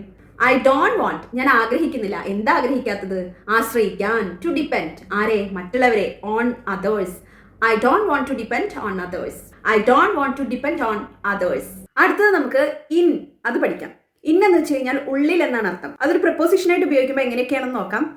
അപ്പൊ എക്സാമ്പിൾസ് നോക്കാം. അവൾ കോടതിയിലാണ് എന്ന് പറയുന്നത്. അപ്പൊ ഇൽ, അതായത് ഉള്ളിൽ, ഇൽ എന്നൊക്കെ പറയാനാണ് ഈ ഇൻ ഉപയോഗിക്കുന്നത്. അപ്പൊ അവൾ കോടതിയിലാണ് എന്ന് പറയാൻ she's in court. She's in court. അവൾ കോടതിയിലാണ്. ഞാൻ പ്രശ്നത്തിലാണ് എന്നെങ്ങനെ പറയും? I am in trouble. I am in trouble. അപ്പോ ഇൻ എന്നുള്ളത് ഇൽ അല്ലെങ്കിൽ ഉള്ളിൽ എന്നൊക്കെ പറയാനാണ് ഉപയോഗിക്കുന്നത്. അപ്പൊ ഈ ഇൻ എന്നുള്ളതുമായി ബന്ധപ്പെട്ട നമുക്ക് മറ്റു ചില കാര്യങ്ങൾ കൂടി നോക്കാം. In general. ഇൻ ജനറൽ എന്ന് വെച്ച് കഴിഞ്ഞാൽ പൊതുവെ എന്നാണ് അർത്ഥം. എക്സാമ്പിൾ ശ്രദ്ധിക്കൂ. പൊതുവെ ജനങ്ങൾ സഹായിക്കുന്നവരാണ് എന്ന് പറയാൻ ഇൻ ജനറൽ, പൊതുവെ ജനങ്ങൾ സഹായിക്കുന്നവരാണ്. People are helpful. ജനങ്ങൾ ഹെൽപ്ഫുൾ ആണ്. People are helpful. In general people are helpful. പൊതുവെ ഈ നിയമം വർക്ക് ചെയ്യാറുണ്ട്. പൊതുവെ ഈ നിയമം പ്രവർത്തിക്കാറുണ്ട് എന്ന് പറയാൻ in general this rule works. ഈ നിയമം വർക്ക് ചെയ്യാറുണ്ട്. In general this rule works. അടുത്തത് ഇൻട്രസ്റ്റഡ് ഇൻ. ഒരു കാര്യത്തിൽ നമുക്ക് താല്പര്യമുണ്ട് എന്ന് പറയാനാണ് ഇൻട്രസ്റ്റഡ് ഇൻ ഉപയോഗിക്കുന്നത്. എക്സാമ്പിൾ ശ്രദ്ധിക്കൂ. ഇംഗ്ലീഷ് പഠിക്കാൻ എനിക്ക് താല്പര്യമുണ്ട് എന്ന് പറയാൻ I am interested in learning English. I am interested. എനിക്ക് താല്പര്യമുണ്ട്. എന്തിനാണ് താല്പര്യം? ഇൻ. അത് കഴിഞ്ഞാണ് ഇൻ വെക്കുന്നത്. ലേണിംഗ് ഇംഗ്ലീഷ്, ഇംഗ്ലീഷ് പഠിക്കാൻ. അപ്പൊ ഇൻട്രസ്റ്റഡ് ഇൻ കഴിഞ്ഞ് ഒരു വെർബിന്റെ ING ഫോം ആണ് വെക്കുന്നത്. I am interested in learning English. ഇനി നൗണിലായാലും ഇങ്ങനെ വെക്കാം. അവന് നിയമത്തിലാണ് താല്പര്യം എന്ന് പറയാൻ he is interested in law. He is interested in law. Verb ആണെങ്കിൽ ING ഫോം ഉപയോഗിക്കുക അല്ലെങ്കിൽ നൗൺ ഉപയോഗിക്കുക. അടുത്തത് in charge of. In charge of എന്നുള്ളത് ഉപയോഗിക്കുന്നത് ഒരു ചുമതല, ഒരു കാര്യത്തിന് ഒരു ചുമതലയുണ്ട് എന്ന് പറയാനാണ്. എക്സാമ്പിൾ ശ്രദ്ധിക്കൂ. ഈ ജോലിയുടെ ചുമതല എനിക്കാണ് എന്ന് പറയാൻ എനിക്ക് എന്നുള്ളതിന് ഐ, ആണ് എന്നുള്ളതും കൂടെ വെക്കുക. എനിക്കാണ് എന്നുള്ളതിന് ഐ ആം. ഇനി ചുമതല ഇൻ ചാർജ് ഓഫ്. ഈ ജോലിക്ക് this work. In charge of this work എന്ന് വെച്ച് കഴിഞ്ഞാൽ ഈ ജോലിയുടെ ചുമതല. I am in charge of this work. I am in charge of this work. എനിക്കാണ് ഈ ജോലിയുടെ ചുമതല. ഈ കേസിന്റെ ചുമതല അവൾക്കാണ് എന്നെങ്ങനെ പറയും? She is in charge of the case. She is in charge of the case. അടുത്തത് ഇൻഫാക്ട്. ഇൻഫാക്ട് എന്ന് വെച്ച് കഴിഞ്ഞാൽ എന്താ? സത്യത്തിൽ എന്ന് പറയാനാണ്. സത്യത്തിൽ എങ്ങനെയാണ് ഒരു കാര്യം എന്ന് പറയാൻ. എക്സാമ്പിൾസ് പറയാം. സത്യത്തിൽ ഞാൻ നിങ്ങളുമായി സമ്മതിക്കുന്നു. അതായത് ആക്ച്വലി യഥാർത്ഥത്തിൽ ഞാൻ നിങ്ങളുമായി സമ്മതിക്കുന്നു എന്ന് പറയാൻ in fact I agree with U. Actually I agree with U. അങ്ങനെ പറയില്ലേ? ഇനി ഇത് തുടക്കത്തിൽ അല്ലാതെയും വെക്കാം. അവൻ മടിയനല്ല, സത്യത്തിൽ അവൻ കഠിനാധ്വാനം ചെയ്യുന്നു. എങ്ങനെ പറയും? He is not lazy. അവൻ മടിയനല്ല, സത്യത്തിൽ in fact he works hard. He is not lazy. In fact he works hard. Okay, he works hard എന്ന് വെച്ച് കഴിഞ്ഞാൽ അവൻ വർക്ക്സ് ജോലി ചെയ്യുന്നു, ഹാർഡ് കഠിനമായി. ഹി വർക്ക്സ് ഹാർഡ് അവൻ കഠിനമായി ജോലി ചെയ്യുന്നു. അപ്പോൾ അടുത്തത് നമുക്ക് പഠിക്കാനുള്ളത് അറ്റാണ്. അറ്റ് എന്നുള്ള പ്രപ്പോസിഷൻ കറക്റ്റായിട്ട് ഒരു സ്ഥലത്ത് എന്ന് പറയാനാണ് ഉപയോഗിക്കുന്നത്. അതായത് അവൾ എവിടെയാണെന്ന് ചോദിക്കുമ്പോൾ ഞാൻ പറഞ്ഞു അവൾ കോടതിയിലാണ് എന്ന് പറയാൻ ഇപ്പൊ തന്നെ ഞാൻ പറഞ്ഞു ഷീസ് ഇൻ കോർട്ട് എന്ന് പറഞ്ഞാൽ മതിയെന്ന്. ഇനി അതല്ല, അവൾ എവിടെയാണെന്ന് ചോദിച്ചു കഴിഞ്ഞാൽ അവളിപ്പോൾ മണ്ണാർക്കാട് ഉണ്ട് എന്ന് പറയാണ്. അപ്പോൾ നമ്മൾ എങ്ങനെ പറയും? She's in Mannarkkad. അവൾ മണ്ണാർക്കാടാണുള്ളത്. ഇനി അപ്പോൾ നമ്മൾ ചോദിക്കുകയാണ് മണ്ണാർക്കാട് എവിടെയാണെന്ന്. അപ്പോൾ എന്ത് പറയണം? അവൾ കോടതിയിലാണ് എന്ന് പറയാൻ ഷീസ് അറ്റ് കോർട്ട്. ഓക്കെ, അവളിപ്പോൾ എവിടെയാണെന്ന് ചോദിച്ചു കഴിഞ്ഞാൽ അവൾ സ്കൂളിലാണെന്ന് പറയാൻ ഷീസ് ഇൻ സ്കൂൾ. ഇനി അവൾ സ്കൂളിൽ എത്തിയിട്ട് എവിടെയാണെന്ന് ചോദിച്ചു കഴിഞ്ഞാൽ അവൾ ഇംഗ്ലീഷ് ക്ലാസ്സിലാണെന്ന് പറയാൻ ഷീസ് അറ്റ് ഇംഗ്ലീഷ് ക്ലാസ്. അപ്പോൾ ആ അറ്റ് എന്ന് പറയുന്നത് അത്രയും ശരിയായിട്ടുള്ള പോയിന്റ് പറയാനാണ് അറ്റ് ഉപയോഗിക്കുന്നത്. അപ്പോൾ ഇന്നും അറ്റും തമ്മിലുള്ള വ്യത്യാസം നിങ്ങൾക്ക് മനസ്സിലായിട്ടുണ്ടാവും എന്ന് വിചാരിക്കുന്നു. അറ്റ് ഇതേപോലെ തന്നെ അവിടെയാണ്, ഒരു സ്ഥലത്താണ് എന്ന് പറയാനാണ് ഉപയോഗിക്കുന്നത്. അപ്പോൾ അതിൻ്റെ എക്സാമ്പിൾസ്: ഞാൻ വീട്ടിലാണ്, ഐ ആം അറ്റ് ഹോം. അവൾ ഓഫീസിലാണ്, ഷീസ് അറ്റ് ഓഫീസ്. ഇനി അറ്റുമായി ബന്ധപ്പെട്ട കുറച്ച് കാര്യങ്ങൾ പഠിക്കാം. ഒരാൾ ഒരു കാര്യത്തിൽ നല്ലതാണ്, അയാൾ അതിൽ വളരെ മികച്ചതാണ് എന്ന് പറയാൻ ഗുഡ് അറ്റ് എന്നാണ് ഉപയോഗിക്കുന്നത്. അപ്പോൾ ഗുഡ് അറ്റ് എന്ന് വെച്ച് കഴിഞ്ഞാൽ ഒരാൾ ഒരു കാര്യത്തിൽ മികച്ചതാണ് എന്ന് പറയാനാണ്. അപ്പോൾ എക്സാമ്പിൾ ശ്രദ്ധിക്കൂ. അവർ ഇംഗ്ലീഷിൽ മികച്ചതാണ് എന്ന് പറയാൻ they are good at English. അവൾ സ്റ്റിച്ചിങ്ങിൽ ഓക്കെയാണ്, നല്ലതാണ്. അതായത് ഒരു കാര്യത്തിന് പുലിയാണ് എന്നൊക്കെ പറയാനാണ് ഇത് ഉപയോഗിക്കുന്നത്. അപ്പോൾ അവൾ സ്റ്റിച്ചിങ്ങിൽ മികച്ചതാണ്, അവൾ തയ്യലിൽ മികച്ചതാണ് എന്ന് പറയാൻ she is good at stitching. She is good at stitching. അടുത്തത് അറ്റ് ദാറ്റ് ടൈം. എന്താണ് അറ്റ് ദാറ്റ് ടൈം? ആ സമയത്ത് എന്ന് പറയാനാണ് ഉപയോഗിക്കുന്നത്. നമ്മൾ സംസാരിക്കുമ്പോൾ ഒരുപാട് പേര് ഉപയോഗിക്കാറുണ്ട് അറ്റ് ദാറ്റ് ടൈം. എക്സാം ശ്രദ്ധിക്കും. ഞാൻ ആ സമയത്ത് തിരക്കിലായിരുന്നു. എങ്ങനെ പറയും? ഞാൻ തിരക്കിലായിരുന്നു എന്ന് പറയാൻ ഐ വാസ് ബിസി. ആ സമയത്ത് at that time I was busy at that time. ആ സമയത്ത് അവൾ കോടതിയിലായിരുന്നു എന്ന് പറയാൻ she was in court at that time. She was in court. അവൾ കോടതിയിലായിരുന്നു ആ സമയത്ത്. At that time she was in court at that time. അടുത്തത് അറ്റ്ലീസ്റ്റ്. അറ്റ്ലീസ്റ്റ് എന്ന് വെച്ചാൽ എന്താ? കുറഞ്ഞതെങ്കിലും, കുറഞ്ഞ പക്ഷം എന്നൊക്കെ പറയില്ലേ, അതാണ് അറ്റ്ലീസ്റ്റ്. അതിൻ്റെ എക്സാമ്പിൾ: കുറഞ്ഞത് ഒരു 10 മിനിറ്റ് എങ്കിലും വെയിറ്റ് ചെയ്യൂ എന്ന് പറയാൻ വെയിറ്റ് അറ്റ്ലീസ്റ്റ് 10 മിനിറ്റ്സ്. വെയിറ്റ് ചെയ്യൂ, കാത്തിരിക്കൂ. കുറഞ്ഞത് 10 മിനിറ്റ് എങ്കിലും, at least 10 minutes. Wait at least 10 minutes. ഒരിക്കലെങ്കിലും ശ്രമിക്കൂ എന്ന് പറയാൻ ട്രൈ അറ്റ്ലീസ്റ്റ് ഒരിക്കലെങ്കിലും, once. Try at least once. Okay, ശ്രമിക്കൂ, ട്രൈ അറ്റ്ലീസ്റ്റ് കുറഞ്ഞത് ഒരു തവണ, once. Try at least once. At least പഠിച്ചു കഴിഞ്ഞാൽ അറ്റ്മോസ്റ്റ് പഠിക്കണം. അറ്റ്മോസ്റ്റ് എന്താ? അറ്റ്മോസ്റ്റ് എന്ന് വെച്ച് കഴിഞ്ഞാൽ കൂടിയത്, കൂടി വന്നാൽ. എക്സാമ്പിൾ ശ്രദ്ധിക്കൂ. കൂടി വന്നാൽ 10 പേരെ അനുവദിക്കപ്പെടും. എങ്ങനെ പറയും? Utmost 10 people are allowed. Utmost 10 people are allowed. കൂടി വന്നാൽ 5 മിനിറ്റ് എടുത്തേക്കും. എങ്ങനെ പറയും? It will take utmost 5 minutes. It will take utmost 5 minutes. അടുത്തത് അറ്റ് ഓൾ. അറ്റ് ഓൾ എന്ന് വെച്ച് കഴിഞ്ഞാൽ ഒരു തരത്തിലും എന്നാണ് അർത്ഥം. അപ്പോൾ എക്സാമ്പിൾ ശ്രദ്ധിക്കൂ. എനിക്കിത് ഒരു തരത്തിലും മനസ്സിലാകുന്നില്ല. എങ്ങനെ പറയും? എനിക്ക് മനസ്സിലാകുന്നില്ല, ഐ ഡോണ്ട് അണ്ടർസ്റ്റാൻഡ്. എനിക്കിത് ഒരു തരത്തിലും മനസ്സിലാകുന്നില്ല, I don't understand it at all. I don't understand it at all. അവൻ എന്നെ ഒരു തരത്തിലും സഹായിച്ചില്ല. അവൻ എന്നെ സഹായിച്ചില്ല, ഹി ഡിഡ്ന്റ് ഹെൽപ്പ് മീ. ഒരു തരത്തിലും, at all. He didn't help me at all. He didn't help me at all. With. With എന്ന് വെച്ച് കഴിഞ്ഞാൽ എന്താ? എന്തെങ്കിലും ഒരു കാര്യത്തിന്റെ കൂടെ എന്ന് പറയാനാണ്. ഏതെങ്കിലും ഒരാളുടെ കൂടെയോ ഏതെങ്കിലും ഒരു വസ്തുവിൻ്റെ കൂടെയോ അങ്ങനെയൊക്കെ പറയാനാണ് വിത്ത് എന്നുള്ളത് ഉപയോഗിക്കുന്നത്. അപ്പോൾ നമുക്ക് എക്സാമ്പിൾസ് നോക്കാം. ഞാൻ എൻ്റെ ഫ്രണ്ടിനൊപ്പം വന്നു, അല്ലെങ്കിൽ ഞാൻ എൻ്റെ ഫ്രണ്ടിൻ്റെ കൂടെ വന്നു എന്നങ്ങനെ പറയും? ഐ കെയിം, ഞാൻ വന്നു. I came with my friend, എൻ്റെ ഫ്രണ്ടിൻ്റെ കൂടെ. ഐ കെയിം വിത്ത്, കൂടെ. ആരുടെ കൂടെ? എൻ്റെ ഫ്രണ്ടിൻ്റെ കൂടെ. I came with my friend. ദയവ് ചെയ്ത് ശ്രദ്ധിച്ച് കൈകാര്യം ചെയ്യൂ. എങ്ങനെ പറയും? കൈകാര്യം ചെയ്യാം. Please handle it. ദയവ് ചെയ്തത് ശ്രദ്ധിച്ച് ഹാൻഡിൽ ചെയ്യൂ, കൈകാര്യം ചെയ്യൂ. ശ്രദ്ധയോടെ അല്ലെങ്കിൽ ശ്രദ്ധിച്ച്, അങ്ങനെ പറയാൻ with care. Please handle it with care. അടുത്തത് എക്രോസ്. എക്രോസ് എന്ന് വെച്ച് കഴിഞ്ഞാൽ എന്താ? എക്രോസ് എന്ന് വെച്ച് കഴിഞ്ഞാൽ കുറുകെ എന്നോ അല്ലെങ്കിൽ എതിർവശത്ത് എന്നൊക്കെ അർത്ഥം വരും. എക്സാം ശ്രദ്ധിക്കൂ. ഈ പാലം പോകുന്നത് നദിക്ക് കുറുകെയാണ്. എങ്ങനെ പറയും? The bridge goes across the river. The bridge, പാലം പോകുന്നത്, ഗോസ് അക്രോസ് ദ റിവർ, നദിക്ക് കുറുകെയാണ്. അക്രോസ് എന്ന് വെച്ച് കഴിഞ്ഞാൽ കുറുകെ എന്നാണ് അർത്ഥം. ദ റിവർ, ആ നദിക്ക് കുറുകെ. The bridge goes across the river. ഞാൻ റോഡിന് കുറുകെ നടന്നു എന്ന് പറയാൻ I walked across the road. I walked across the road. തെരുവിന്റെ എതിർവശത്തൊരു സ്കൂൾ ഉണ്ട് എന്നെങ്ങനെ പറയും? There is a school across the street. There is a school across the street. ഇതുപോലെ തന്നെ എക്രോസുമായി ബന്ധപ്പെട്ട് ഒരു ഫ്രേസൽ വെർബ് ഉണ്ട്, കം അക്രോസ് എന്നാണ്. കം അക്രോസ് എന്ന് വെച്ച് കഴിഞ്ഞാൽ ഒരു കാര്യം കിട്ടി എന്നാണ് അതിനർത്ഥം. അപ്പോൾ അവൾക്ക് പഴയ ഫയൽ കിട്ടി എന്ന് പറയാൻ she came across an old file. അവിടെ ഈ കെയിം അക്രോസ് എന്നുള്ളത് കിട്ടി എന്നർത്ഥം വരുന്ന ഒരു ഫ്രേസൽ വെർബ് ആണ്. അതുപോലെ വാർത്തകളൊക്കെ പെട്ടെന്ന് സ്പ്രെഡ് ആയി എന്ന് പറയാൻ സ്പ്രെഡ് അക്രോസ് എന്ന് ഉപയോഗിക്കാം. The news spread across quickly. The news spread across quickly.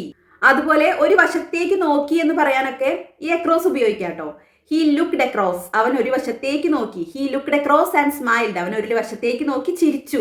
He looked across and smiled. ഇനി അടുത്തത് ഫോർ. ഫോർ എന്നുള്ളത് നമുക്ക് എപ്പോഴും സംസാരിക്കുമ്പോൾ വളരെ അത്യാവശ്യമാണ്. ഫോർ എന്ന് വെച്ച് കഴിഞ്ഞാൽ വേണ്ടി എന്നുള്ള ഒരു അർത്ഥത്തിലാണ് പ്രപ്പോസിഷനായിട്ട് ഉപയോഗിക്കുന്നത്. അതെങ്ങനെയാന്ന് നോക്കാം. ഇത് നിനക്ക് വേണ്ടിയാണ്. എങ്ങനെ പറയും? This is for you. This is, ഇതാണ്, എന്താണ്? നിനക്ക് വേണ്ടിയാണ്. For you. This is for you. ഞാൻ അവന് വേണ്ടി കാത്തിരുന്നു. എങ്ങനെ പറയും? ഐ വെയിറ്റഡ്, ഞാൻ കാത്തിരുന്നു അവന് വേണ്ടി. For him. I waited for him.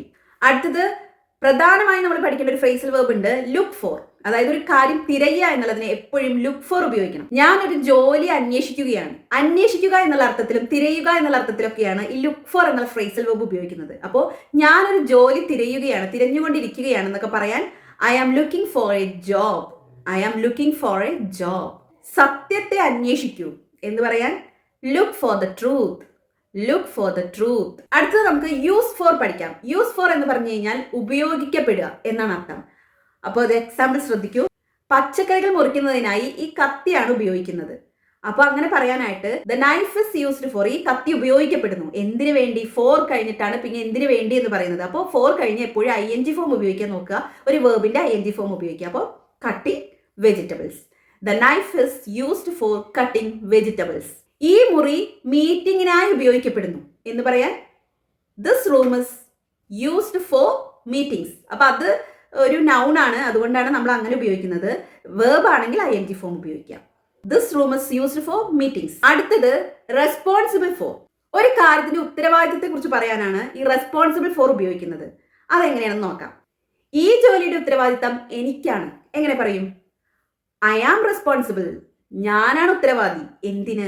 ഈ ജോലിയുടെ. അപ്പോൾ ഫോർ ദിസ് വർക്ക്, റെസ്പോൺസിബിലിന്റെ ഒപ്പം ഫോർ ആണ് ഉപയോഗിക്കുന്നത്. I am responsible for this work. കാലതാമസത്തിന്റെ ഉത്തരവാദി അവനാണ്. എങ്ങനെ പറയും? He is responsible for the delay. കാലതാമസം എന്നുള്ളതിന് ഡിലേ എന്നാണ്. അപ്പോൾ he is responsible for the delay. അടുത്തത് നോൺ ഫോർ. നോൺ ഫോർ എന്ന് വെച്ച് കഴിഞ്ഞാൽ അറിയപ്പെടുക എന്നാണ് അർത്ഥം. അതെങ്ങനെ ഉപയോഗിക്കാൻ നോക്കാം. കേരളം അറിയപ്പെടുന്നത് ഈ കൾച്ചറിലാണ്. അപ്പോൾ Kerala is known for its culture.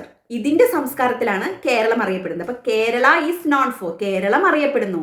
എന്തിലാണ് അറിയപ്പെടുന്നത്? ഇറ്റ്സ് കൾച്ചർ, ഇതിന്റെ സംസ്കാരത്തിൽ. അപ്പോൾ Kerala is known for its culture. സത്യസന്ധതയ്ക്കാണ് അവൻ അറിയപ്പെടുന്നത്. അവൻ അറിയപ്പെടുന്നത് സത്യസന്ധതയുടെ പേരിലാണ് എന്ന് പറയാൻ he is known for his honesty. അവന്റെ സത്യസന്ധതയുടെ പേരിലാണ് അവൻ അറിയപ്പെടുന്നത്. അപ്പൊ ഹി ഈസ് നോൺ ഫോർ, അവൻ അറിയപ്പെടുന്നു. ഫോർ കഴിഞ്ഞിട്ടാണ് പിന്നെ എന്തിനാണെന്ന് വെക്കേണ്ടത്?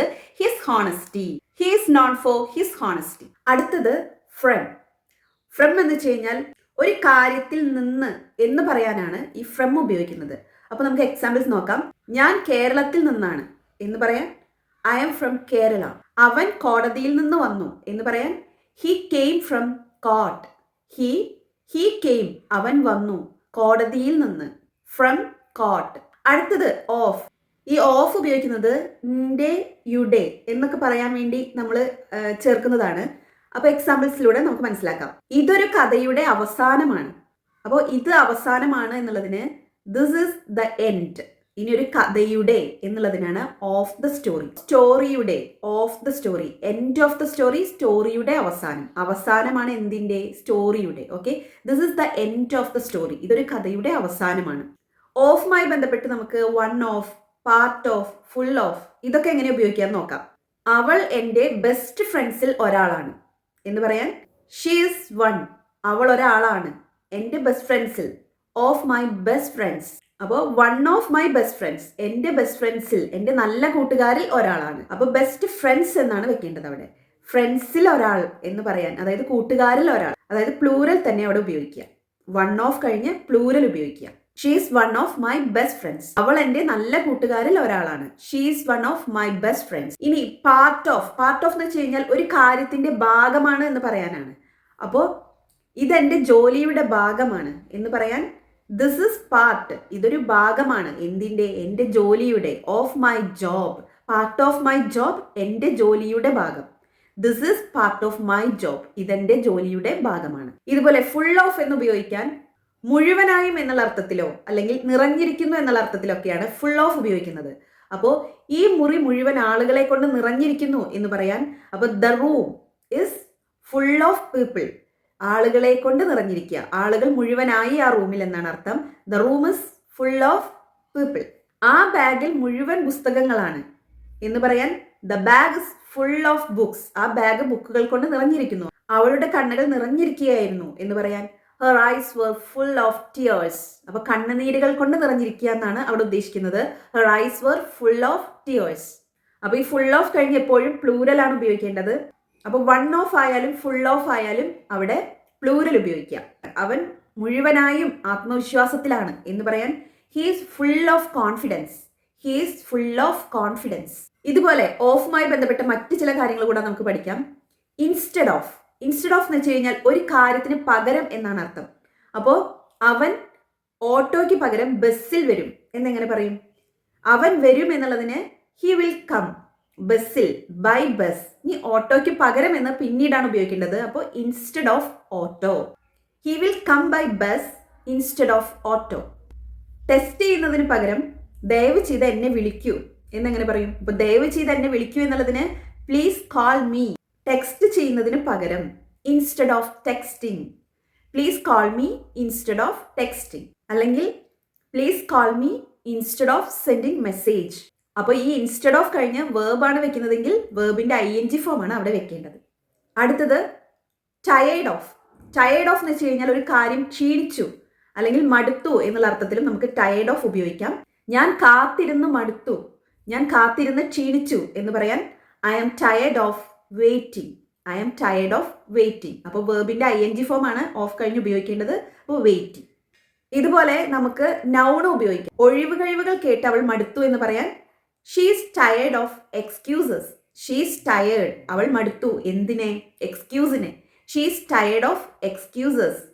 എഫ്രൈഡ് ഓഫ് എന്ന് വെച്ച് കഴിഞ്ഞാൽ ഭയമാണ്, ഒരു കാര്യത്തെ പേടിയാണ് എന്ന് പറയാനാണ് നമ്മൾ അങ്ങനെ ഉപയോഗിക്കുന്നത്. എനിക്ക് നായകളെ പേടിയാണ് എന്ന് പറയാൻ I am afraid of dogs. അപ്പോൾ എന്തിനെയാണോ പേടിക്കുന്നത് അതാണ് എഫ്രൈഡ് ഓഫ് കഴിഞ്ഞ് വെക്കേണ്ടത്. ഇനി ഇംഗ്ലീഷിനെ പേടിക്കരുത്. അപ്പോൾ ഒരു നെഗറ്റീവ് സെൻസ് ആണ്. എങ്ങനെ പറയും? പേടിക്കരുത് എന്നുള്ളതിന് ഡോണ്ട് ബി എഫ്രൈഡ് ഓഫ്. എന്തിനെ? English. Don't be afraid of English. അവൾക്ക് തെറ്റുകളെ പേടിയായിരുന്നു എന്ന് പറയാൻ, അപ്പോൾ നമുക്ക് ഇപ്പം നമ്മൾ ആം ആണ് വെച്ചത് അല്ലേ? I am afraid of. അപ്പോൾ പേടിയായിരുന്നു എന്നുള്ളതിനെ വാസ് വെക്കാം. അപ്പോൾ she was afraid of mistakes. She was afraid of mistakes. അവൾക്ക് തെറ്റുകളെ പേടിയായിരുന്നു. അടുത്തത് നമുക്ക് പ്രൗഡ് ഓഫ് എങ്ങനെ പറയും എന്ന് നോക്കാം. Proud of. പ്രൗഡ് ഓഫ് എന്ന് വെച്ച് കഴിഞ്ഞാൽ ഒരു കാര്യത്തിൽ അഭിമാനമാണ്, അഭിമാനമുണ്ട് എന്നൊക്കെ പറയാനാണ് നമ്മൾ പ്രൗഡ് ഓഫ് ഉപയോഗിക്കുന്നത്. എക്സാമ്പിൾ ശ്രദ്ധിക്കൂ. ഞാൻ നിന്നിൽ അഭിമാനിക്കുന്നു എന്ന് പറയാൻ I am proud of you. I am proud of. ആരിലാണ് അല്ലെങ്കിൽ എന്തിലാണ് എന്നുള്ളതിനാണ് ആ പ്രൗഡ് ഓഫ് കഴിഞ്ഞ് വെക്കേണ്ടത്. I am proud of you. ഞാൻ നിന്നിൽ അഭിമാനിക്കുന്നു. മാതാപിതാക്കൾ കുട്ടികളിൽ അഭിമാനിക്കുന്നു. എങ്ങനെ പറയും? Parents are proud of children. Parents are proud of children. അടുത്തത് ഓൺ ബിഹാഫ് ഓഫ്. ഇത് എന്തിനെങ്കിലും വേണ്ടി നമ്മളൊരു കാര്യം പറയാം. ആർക്കെങ്കിലും വേണ്ടിയോ അല്ലെങ്കിൽ എന്തിനെങ്കിലും വേണ്ടിയോ നമ്മളൊരു കാര്യം ചെയ്യാം. അപ്പോഴാണ് ഓൺ ബിഹാഫ് ഓഫ് ഉപയോഗിക്കുന്നത്. എക്സാമ്പിൾ ശ്രദ്ധിക്കൂ. ഞാൻ എൻ്റെ കക്ഷിക്ക് വേണ്ടി സംസാരിക്കുകയാണ്. എങ്ങനെ പറയും? ഞാൻ സംസാരിക്കുകയാണ്. I am speaking. എൻ്റെ കക്ഷിക്ക് വേണ്ടി. അപ്പോൾ on behalf of my client. On behalf of കഴിഞ്ഞാണ് ആർക്ക് വേണ്ടി എന്ന് പറയുന്നത്. I am speaking on behalf of my client. ആ ടീമിന് വേണ്ടി അവൾ ഖേദം രേഖപ്പെടുത്തി. ആ ടീമിന് വേണ്ടി അവൾ മാപ്പ് ചോദിച്ചു. എങ്ങനെ പറയും? She apologised. ഇനി എന്തിനു വേണ്ടിയിട്ടാ? ടീമിന് വേണ്ടി. അപ്പോൾ on behalf of the team. She apologised on behalf of the team. അടുത്തത് ഔട്ട് ഓഫ്. ഔട്ട് ഓഫ് എന്നുള്ളത് സംസാരിക്കുമ്പോൾ എപ്പോഴും ആവശ്യമുള്ളതാണ്. അതായത് ഒരു കാര്യത്തിന് പുറത്താണ് എന്ന് പറയാൻ നമുക്ക് ഔട്ട് ഓഫ് ഉപയോഗിക്കാം. എക്സാമ്പിൾ, അവൻ ടൗണിന് പുറത്താണ് എന്ന് പറയാൻ ഹീസ് ഔട്ട് ഓഫ് ടൗൺ.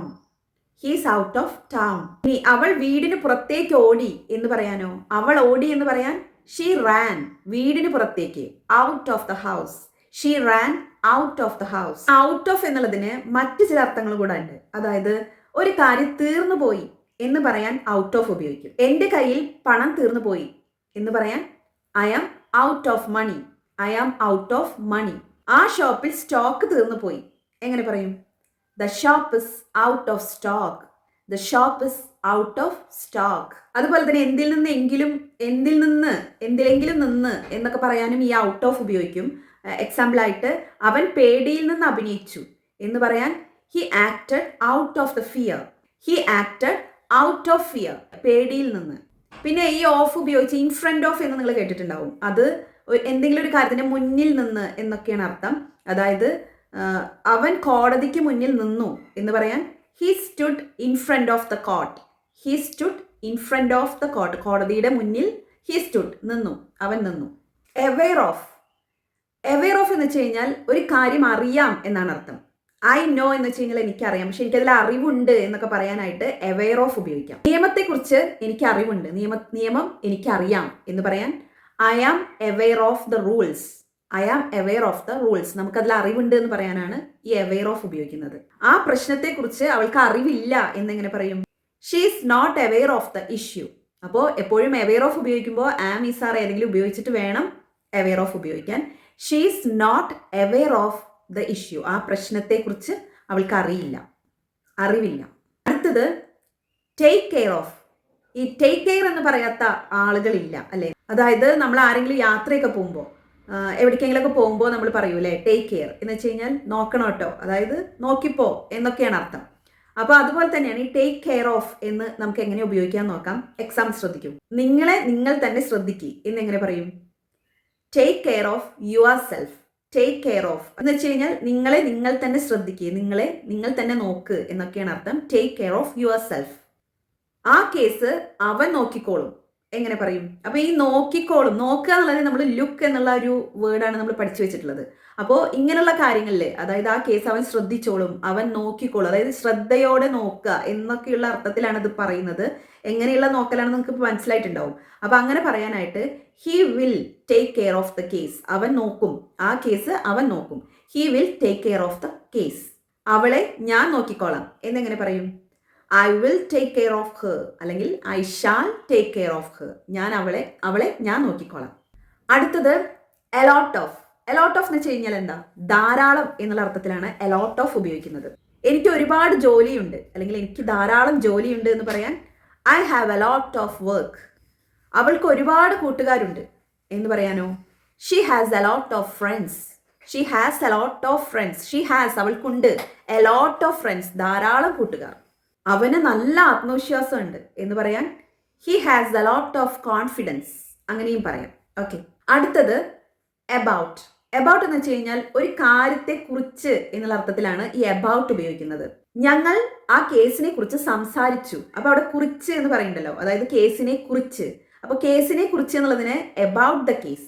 ഞങ്ങൾ സംസാരിച്ചു. We talked.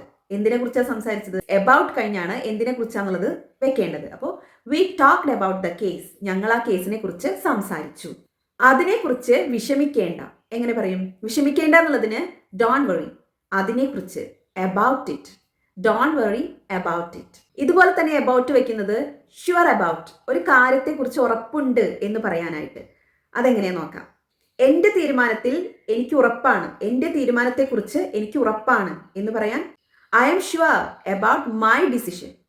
I M sure. എനിക്ക് ഉറപ്പാണ്. എന്തിനെ കുറിച്ച്? അബൌട്ട് എൻ്റെ തീരുമാനത്തെക്കുറിച്ച്. About my decision. I'm sure about my decision. നിങ്ങൾക്ക് ഇതിനെക്കുറിച്ച് ഉറപ്പാണോ എന്നെങ്ങനെ ചോദിക്കും? Are you sure about this? Are you sure? നിങ്ങൾക്ക് ഉറപ്പാണോ ഇതിനെക്കുറിച്ച്? About this. Are you sure about this? അടുത്തത് അപ്പ്. അപ്പ് എന്ന് വെച്ച് കഴിഞ്ഞാൽ അറിയാലോ എല്ലാവർക്കും, മുകളിൽ എന്നാണ് അർത്ഥം. അപ്പോൾ അതിന്റെ എക്സാമ്പിൾസ് നോക്കാം. അവൻ കുന്നിന്റെ മുകളിലേക്ക് നടന്നു എന്ന് പറയാൻ ഹി വോക്ക്ഡ്. അവൻ നടന്നു കുന്നിന്റെ മുകളിലേക്ക്. Up the hill. He walked up the hill. അവൻ പടികളിൽ ഓടിക്കയറി എന്ന് പറയാനോ she ran up the stairs. She ran. അവൾ ഓടി. Up the stairs. പടികളിലേക്ക്, പടികളുടെ മുകളിലേക്ക്. She ran up the stairs. ഇതുപോലെ തന്നെ സ്റ്റാൻഡ് അപ്പ് എന്ന് വെച്ച് കഴിഞ്ഞാൽ എഴുന്നേറ്റ് നിൽക്കുക എന്നാണ് അർത്ഥം. അതുപോലെ വേക്കപ്പ് എന്ന് വെച്ച് കഴിഞ്ഞാലോ ഉണരുക.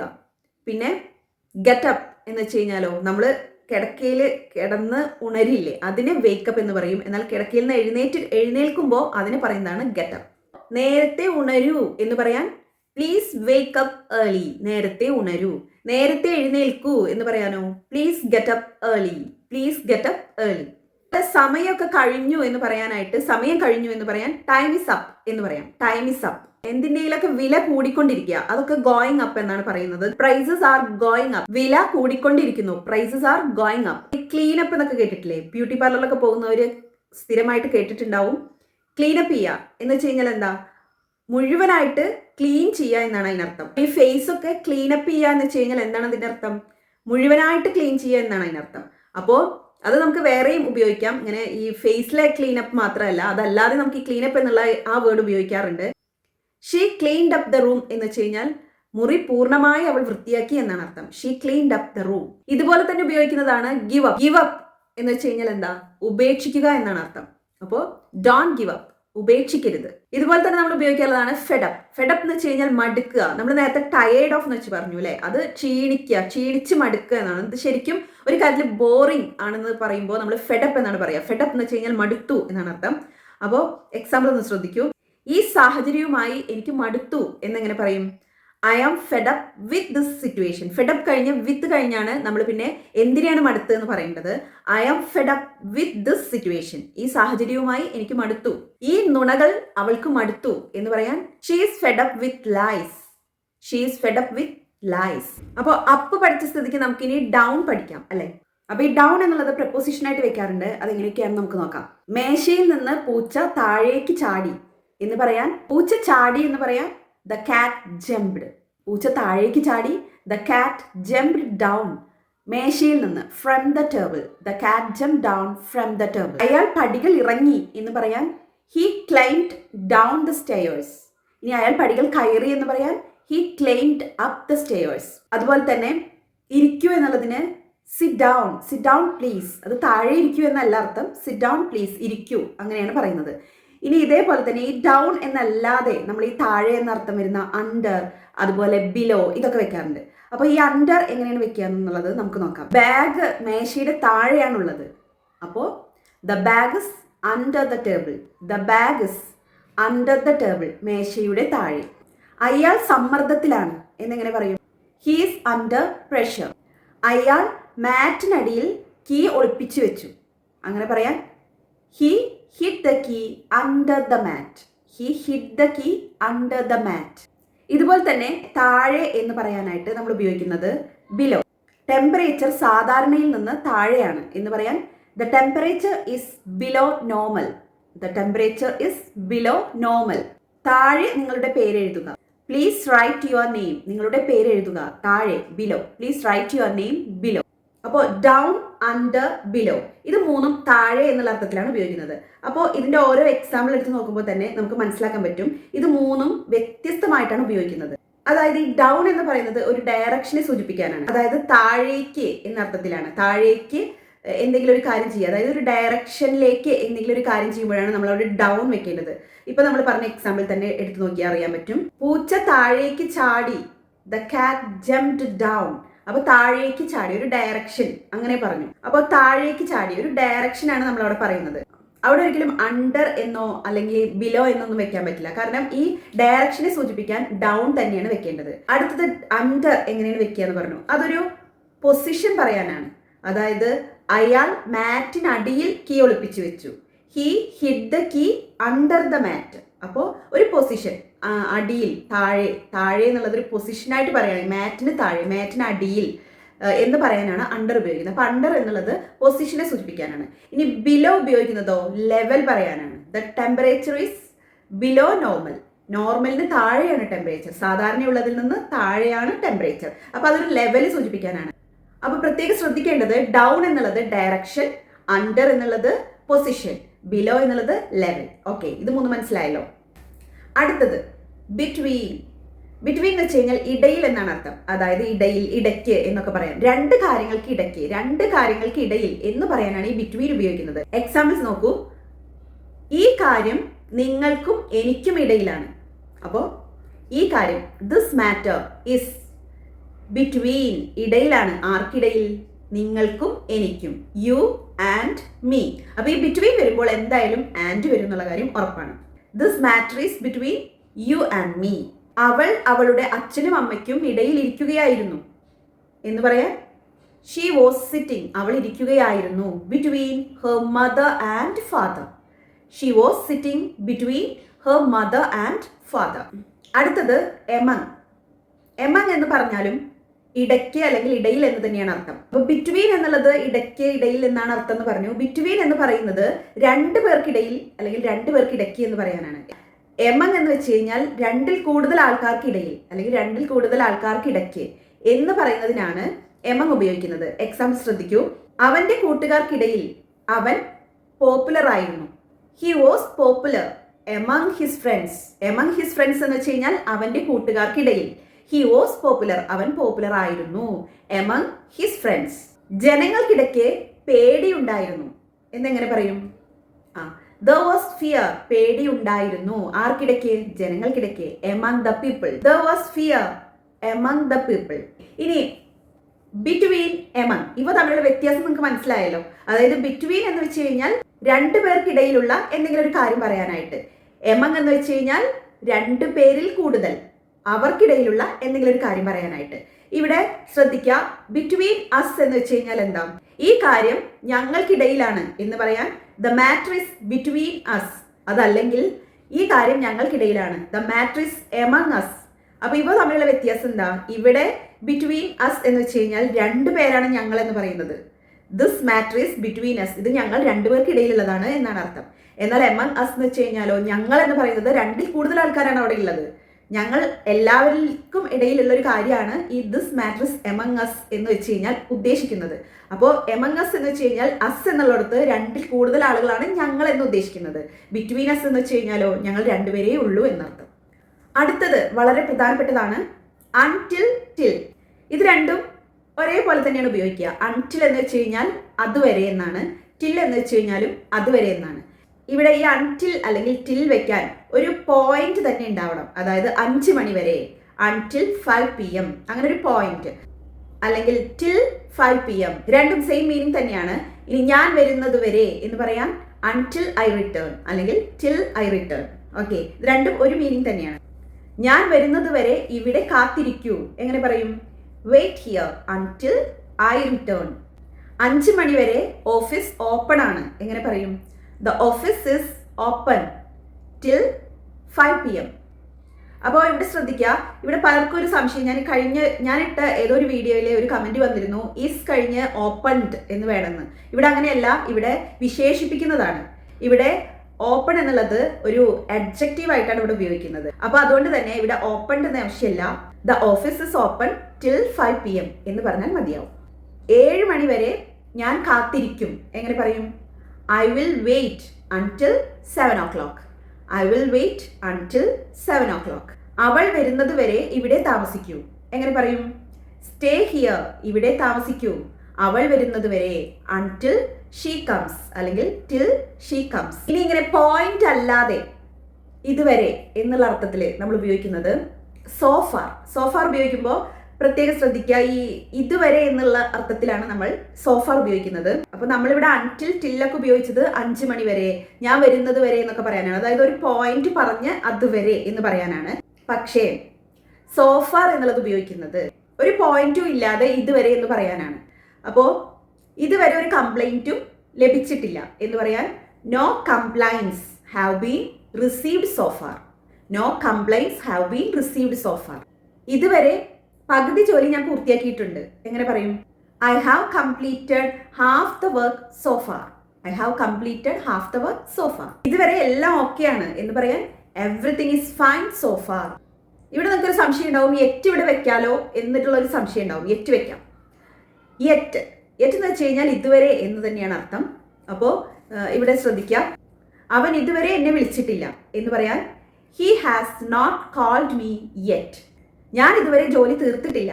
I have not finished the work yet. ഇവിടെ നിങ്ങൾ ശ്രദ്ധിച്ചാൽ മനസ്സിലാവും, പെർഫെക്റ്റ് ടെൻസിൽ മാത്രമേ നമുക്ക് ഈ യെറ്റ് കൂടുതലായിട്ട് വെക്കാറുള്ളൂ. അതായത് ചെയ്തിട്ടില്ല, വിളിച്ചിട്ടില്ല, വന്നിട്ടില്ല, അങ്ങനെയുള്ള കാര്യങ്ങളിലെ. പിന്നെ അത് മാത്രമല്ല, നെഗറ്റീവായിട്ട് ഒരു കാര്യം പറയുമ്പോഴാണ് നമ്മൾ യെറ്റ് കൂടുതലായിട്ട് ഉപയോഗിക്കുന്നത്. എന്നാൽ സംസാരത്തിൽ കൂടുതലായിട്ട് നിങ്ങൾ സോഫാർ എന്നുള്ള വാക്ക് ഇതുവരെ എന്ന് ഉപയോഗിക്കുന്നതായിരിക്കും കൂടുതൽ നല്ലത്. കാരണം സോഫാർ എന്നുള്ളത് നെഗറ്റീവ് എന്നോ പോസിറ്റീവ് സെൻസ് എന്നോ നെഗറ്റീവ് സെൻസ് എന്നോ ഒന്നും നോക്കേണ്ട കാര്യമില്ല. ഈ സോഫാർ ഏത് സെൻസിന്റെ കൂടെയും ഉപയോഗിക്കാം. പിന്നെ ആ സംസാരത്തിൽ സോഫാർ ഉപയോഗിക്കുമ്പോൾ അതിലൊരു ഭംഗി ഒരു വേറെയാണ്. അപ്പോൾ സോഫാർ ഉപയോഗിക്കുന്നതാണ് കൂടുതൽ നല്ലത്. ഇവിടെ നമുക്ക് വേണമെങ്കിൽ I have not finished the work so far അങ്ങനെ വേണമെങ്കിൽ പറയാം. അല്ലെങ്കിൽ I finished the work so far അങ്ങനെയും പറയാം. ഞാനിപ്പോൾ വർക്ക് ഫിനിഷ് ചെയ്തു, ഞാൻ ഇതുവരെയുള്ള വർക്ക് ഫിനിഷ് ചെയ്തു. I finished all work so far. ഞാൻ ഇതുവരെ എല്ലാ വർക്കും ഇതുവരെയായിട്ട് ഫിനിഷ് ചെയ്തു എന്നുള്ള അർത്ഥത്തിൽ നമുക്ക് സോഫാർ ഉപയോഗിക്കാം. അല്ലെങ്കിൽ ഫിനിഷ് ചെയ്തിട്ടില്ല എന്നുള്ള അർത്ഥത്തിൽ നമുക്ക് സോഫാർ ഉപയോഗിക്കാം. ഇനി നമ്മളിത് വേറൊന്നും കൂടെ കേട്ടിട്ടുണ്ടാവും, ടിൽ നൗ. ടിൽ നൗ എന്ന് പറഞ്ഞാലും ഇതുവരെ എന്ന് തന്നെയാണ് അർത്ഥം. അപ്പോൾ സോഫാർ എന്നുള്ളത് ഉപയോഗിക്കുമ്പോൾ ഇതുവരെ എല്ലാം ഓക്കെയാണ് എന്ന് പറയാൻ എവറിത്തിങ് ഇസ് ഫൈൻ സോഫാർ എന്ന് നമ്മൾ പറഞ്ഞു. ഇതുവരെ അവൾ എന്നെ വിളിച്ചിട്ടില്ല എന്ന് പറയാൻ she has not called me yet അങ്ങനെ പറഞ്ഞു. ഇത് രണ്ടും ഒരു സെന്റൻസ് പറയാനായിട്ട് നമ്മൾ ഉപയോഗിച്ചു. എന്നാൽ ഈ ടിൽ നൗ ഉപയോഗിക്കുമ്പോൾ ഒരു കാര്യം ചേഞ്ച് ചെയ്തത് പറയാനാണ് ഉപയോഗിക്കുന്നത്. എക്സാമ്പിൾ ശ്രദ്ധിക്കൂ. ഇതുവരെ എനിക്കൊരു പ്രശ്നവും ഇല്ലായിരുന്നു എന്ന് പറയാൻ till now I had no problem but today I am so confused. അപ്പോൾ കണ്ടോ, അതായത് നമ്മളൊരു കാര്യം പറഞ്ഞു ഇതുവരെ ഒന്നും ഇല്ല എന്ന് പറഞ്ഞിട്ട് പിന്നെ അത് ചേഞ്ച് ആവുകയാണ്. അങ്ങനെയുള്ള അവസരങ്ങളിലാണ് നമ്മൾ ഈ ടിൽ നൗ ഉപയോഗിക്കേണ്ടത്. അങ്ങനെ ചേഞ്ച് ആയി പറയാൻ ടിൽ നൗ ആണ് ഉപയോഗിക്കേണ്ടത്. അവിടെ സോഫാർ യെറ്റ് അങ്ങനെ ഉപയോഗിക്കുന്നത് അത്ര കണ്ട് ശരിയല്ല. നമ്മളവിടെ ടിൽ നൗ ഉപയോഗിക്കുന്നതാണ് കൂടുതൽ നല്ലത്. ഇനി ഉപയോഗിച്ച് സംസാരത്തിനിടയ്ക്ക് ഇതിലേതെങ്കിലുമൊക്കെ ഒന്ന് ഉപയോഗിച്ചു എന്ന് വെച്ചാൽ പ്രശ്നമൊന്നുമില്ല. എന്നാലും ഒന്നുകൂടെ മാച്ചായിട്ട് പറഞ്ഞു എന്നേ ഉള്ളൂ. ഇതൊക്കെ ഇങ്ങനെ മാച്ചായിട്ട് തന്നെ ഉപയോഗിക്കണോ എന്ന് നിങ്ങളൊക്കെ ചിന്തിക്കുന്നുണ്ടാവും. മാച്ചായിട്ട് ഉപയോഗിക്കണമെന്നൊന്നുമില്ല. സംസാരിക്കുമ്പോൾ നമ്മുടെ വായിൽ ഏത് വരുന്നു അതൊക്കെ ഉപയോഗിക്കാം. ഇതൊക്കെ ഇത്ര ഡീറ്റെയിൽ ആയിട്ട് പഠിക്കണമെന്ന് ചിന്തിക്കുന്നവരുണ്ടാവും. ഇതൊക്കെ ഡീറ്റെയിൽ ആയിട്ട് പഠിക്കണം. പഠിച്ചിരുന്നു കഴിഞ്ഞാൽ നല്ലതല്ലേ? ചിരിച്ചാലും മരിക്കും, ചിരിച്ചില്ലേലും മരിക്കും. എന്നാൽ പിന്നെ ചിരിച്ചൂടെ എന്ന് ചോദിക്കില്ലേ? അതേപോലെ പഠിച്ചാലും നമുക്ക് സംസാരിക്കാം. ഇതൊക്കെ കൂടെ പഠിച്ചില്ലേലും നമുക്ക് സംസാരിക്കാം. പക്ഷെ പഠിച്ചിട്ട് സംസാരിക്കുമ്പോൾ അതിൻ്റെ ഒരു പവർ വേറെയല്ലേ? അപ്പോൾ നമ്മളിതൊന്ന് പഠിച്ചിരിക്കുന്നതാണ് നല്ലത്. അപ്പോൾ അവൻ ഇതുവരെ എത്തിയിട്ടില്ല എന്ന് പറയാൻ he has not arrived yet അല്ലെങ്കിൽ he has not arrived so far അങ്ങനെയും പറയാം. he has not arrived yet, he has not arrived so far, yet, so far ഇതൊക്കെ ഒരു സെന്റൻസിന്റെ ലാസ്റ്റ് ആണ് വെക്കേണ്ടത്. എന്നാൽ till now എന്നുള്ളത് till now I had no problem, എനിക്ക് ഇതുവരെ ഒരു പ്രശ്നവും ഉണ്ടായിരുന്നില്ല. but today I am so confused, ഇപ്പോൾ ഞാൻ ആകെ കൺഫ്യൂഷനിലാണ്. അപ്പോൾ till now എന്നുള്ളത് തുടക്കത്തിൽ വെക്കാം. അടുത്തത് വിത്തൗട്ട്. വിത്തൗട്ട് എന്ന് വെച്ച് കഴിഞ്ഞാൽ ഒരു കാര്യം ഇല്ലാതെ എന്ന് പറയാനാണ് ഉപയോഗിക്കുന്നത്. എക്സാമ്പിൾസ് പറഞ്ഞാൽ നിങ്ങൾക്ക് മനസ്സിലാവും.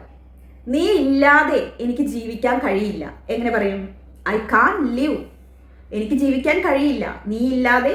Without you, I can live without you. എന്നെ അറിയിക്കാതെ അവൻ പോയി. എങ്ങനെ പറയും? ഹീ ലെഫ്റ്റ്, അവൻ പോയി. എന്നെ അറിയിക്കാതെ വിത്തൗട്ട്. പിന്നെ വിത്തൗട്ട് കഴിഞ്ഞാൽ വെർബാണ് വെക്കുന്നതെങ്കിൽ ING ഫോം ആണ് വെക്കേണ്ടത്.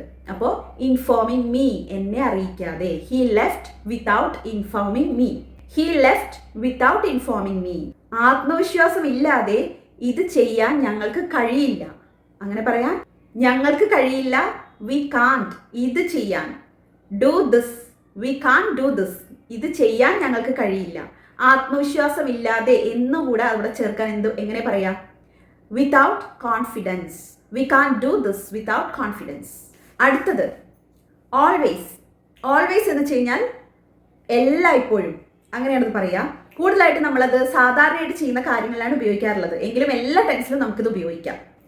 ഞാൻ എല്ലായ്പ്പോഴും സത്യമാണ് പറയുന്നത്. എങ്ങനെ പറയും? I always tell the truth. അപ്പോൾ ഈ ഓൾവേസ് എവിടെ ഉപയോഗിക്കേണ്ടത് അറിയോ? സബ്ജക്റ്റിന്റെ തൊട്ടടുത്ത് ഐ എന്നുള്ളതാണ് ഇവിടെ സബ്ജക്റ്റ്. അപ്പോൾ ഇവിടെ സബ്ജക്റ്റ് എന്ന് പറയുന്നത് ഐ. ഞാൻ എല്ലായ്പ്പോഴും, ഐ ഓൾവേസ് പറയുന്നത്, ടെൽ സത്യമാണ്, the truth. I always tell the truth. ഞാൻ എല്ലായ്പ്പോഴും സത്യമാണ് പറയുന്നത്. അവൾ എല്ലായ്പ്പോഴും നേരത്തെയാണ് എത്താറുള്ളത്. എങ്ങനെ പറയും? അവൾ എത്താറുണ്ട് അല്ലെങ്കിൽ അവൾ എത്താറുള്ളത് എന്ന് പറയാൻ ഷീ റീച്ചസ്, നേരത്തെ, ഏർലി. ഇനി ഓൾവേസ് എവിടെയാണ് വെക്കുക?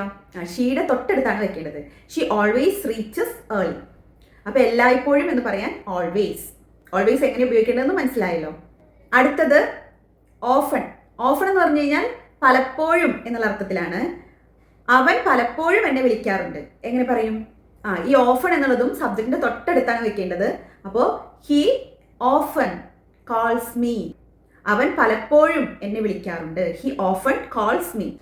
ഞാൻ പലപ്പോഴും ആ റെസ്റ്റോറൻറ്റിൽ പോകാറുണ്ട്. എങ്ങനെ പറയും? I often go to the restaurant. അപ്പോൾ ഈ ഓഫൺ എന്നുള്ളതും കൂടുതലായിട്ടും സാധാരണയായിട്ട് നടക്കുന്ന കാര്യങ്ങളിലാണ് പറയാറുള്ളത്. ഇനി മറ്റേത് ടെൻസിന്റെ കൂടെയും നമുക്ക് വെക്കാൻ പറ്റും. അടുത്തത് യൂഷ്വലി. യൂഷ്വലി എന്ന് വെച്ച് കഴിഞ്ഞാൽ പതിവായി ഒരു കാര്യം ചെയ്യാം. അതിനാണ് യൂഷ്വലി എന്ന് പറയുന്നത്. അപ്പോൾ എക്സാം ശ്രദ്ധിക്കും. ഞാൻ പതിവായി നേരത്തെ എഴുന്നേൽക്കാറുണ്ട്. എങ്ങനെ പറയും? ഞാൻ നേരത്തെ എഴുന്നേൽക്കാറുണ്ട് എന്നുള്ളതിന് ഐ വേക്ക് അപ്പ്, ഞാൻ എഴുന്നേൽക്കാറുണ്ട് നേരത്തെ, ഏർലി. ഇനി ഞാൻ പതിവായി നേരത്തെ എഴുന്നേൽക്കാറുണ്ട്, I usually wake up early. I usually wake up early. അവൾ പതിവായി ബസ്സിൽ പോകുന്നു. അപ്പോൾ ഷീ യൂഷ്വലി പോകുന്നു, ഗോസ്. ഷീ ആയതുകൊണ്ട് എസ് ഫോം ആണ്, ഗോസ്. ബസ്സിൽ, ബൈ ബസ്. അപ്പോൾ വാഹനത്തിന് തൊട്ട് മുമ്പ് ബൈ ആണ് വേണ്ടത്. She usually goes by bus. ഇനി റെയർലി. റെയർലി എന്ന് വെച്ച് കഴിഞ്ഞാൽ എന്താ? അപൂർവമായി. എക്സാമ്പിൾ ശ്രദ്ധിക്കാം. ഞാൻ അപൂർവമായി പുറത്തു നിന്നാണ് കഴിക്കാറുള്ളത്. എങ്ങനെ പറയും? അപ്പോൾ ഈ റെയർലി എന്നുള്ളതും നമ്മൾ ഈ സബ്ജക്റ്റിന്റെ തൊട്ടടുത്താണ് ഉപയോഗിക്കുന്നത്. അപ്പോൾ ഐ റെയർലി ഈറ്റ് ഔട്ട്സൈഡ്. ഞാൻ പുറത്തു നിന്നാണ് കഴിക്കാറുള്ളത്. I rarely eat outside. അവൻ അപൂർവമായി അവന്റെ പ്രശ്നങ്ങൾ സംസാരിക്കാറുണ്ട്. എങ്ങനെ പറയും? He rarely talks about his problems. He rarely talks, അവൻ അപൂർവമായി സംസാരിക്കാറുണ്ട്. അബൌട്ട് ഹിസ് പ്രോബ്ലംസ്, അവന്റെ പ്രശ്നങ്ങളെ കുറിച്ച്. He rarely talks about his problems. അടുത്തത് ഇന്റർമിറ്റന്റ്ലി എന്ന് വെച്ച് കഴിഞ്ഞാൽ ഇടവിട്ട്, ഒരു കാര്യം ഇടവിട്ട് ചെയ്യുന്നതിനെയാണ് ഇന്റർമിറ്റന്റ്ലി എന്ന് പറയുന്നത്. ജോലി ഇടവിട്ട് നിർത്തി എന്ന് പറയാൻ ദ വർക്ക് സ്റ്റോപ്ഡ് ഇന്റർമിറ്റന്റ്ലി. ആ സെന്റൻസിനെ ലാസ്റ്റ് ആയിട്ട് നമുക്ക് വേണമെങ്കിൽ വെക്കാം intermittently. The work stopped intermittently. വേദന ഇടവിട്ട് സംഭവിക്കുന്നു. Pain occurs intermittently. Pain occurs intermittently. അടുത്തത് സംടൈംസ്. സംടൈംസ് എന്ന് വെച്ച് കഴിഞ്ഞാൽ ചിലപ്പോഴൊക്കെ എന്നാണ് അർത്ഥം. അപ്പോൾ ചിലപ്പോഴൊക്കെ എനിക്ക് ക്ഷീണം തോന്നാറുണ്ട് എന്നെങ്ങനെ പറയും? I sometimes feel tired. അപ്പോൾ ഈ നമ്മളിപ്പോൾ യൂഷ്വലി, റെയർലി അങ്ങനെയൊക്കെ ഉപയോഗിച്ച പോലെ തന്നെ സംടൈംസ് ഉപയോഗിക്കാം. സബ്ജക്റ്റിന്റെ തൊട്ടടുത്തായിട്ട് തന്നെ നമുക്ക് സംടൈംസ് ഉപയോഗിക്കാം. അതല്ലെങ്കിൽ സംടൈംസ് ഐ ഫീൽ ടയേർഡ് എന്ന് വേണമെങ്കിലും നമുക്ക് ഉപയോഗിക്കാം. I sometimes feel tired. എനിക്ക് ചിലപ്പോഴൊക്കെ ഫീൽ ടയേർഡ്, ക്ഷീണം തോന്നാറുണ്ട്. അവൻ ചിലപ്പോഴൊക്കെ മറക്കാറുണ്ട്. He sometimes ഫോർഗെറ്റ്സ്. അവൻ ചിലപ്പോഴൊക്കെ മറക്കാറുണ്ട്. He sometimes ഫോർഗെറ്റ്സ്. അടുത്തത്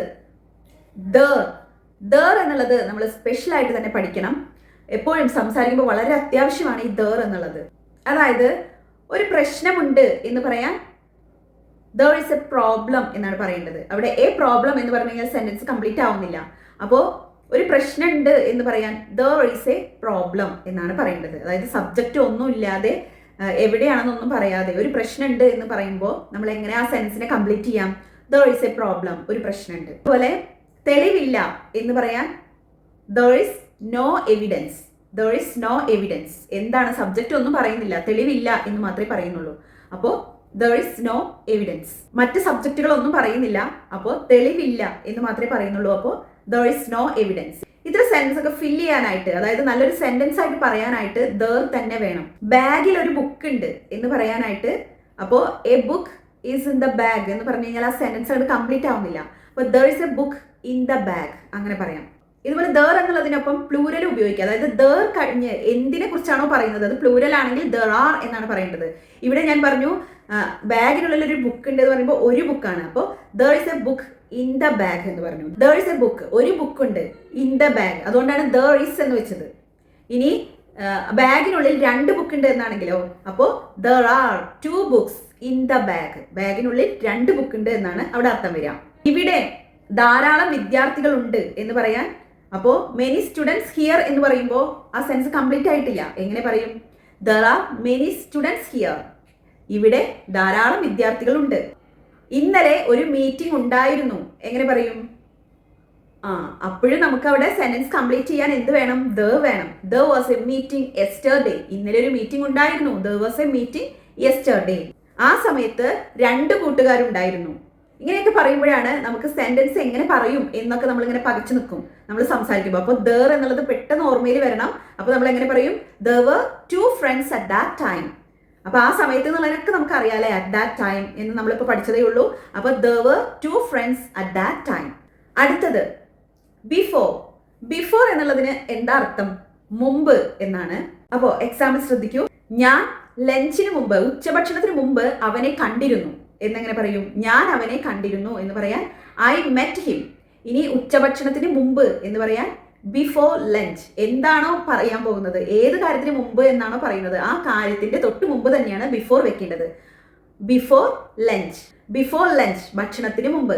ക്ലാസ്സിന് മുമ്പ് ബിഫോർ ക്ലാസ്. പാചകത്തിന് മുമ്പ് ബിഫോർ കുക്കിംഗ്.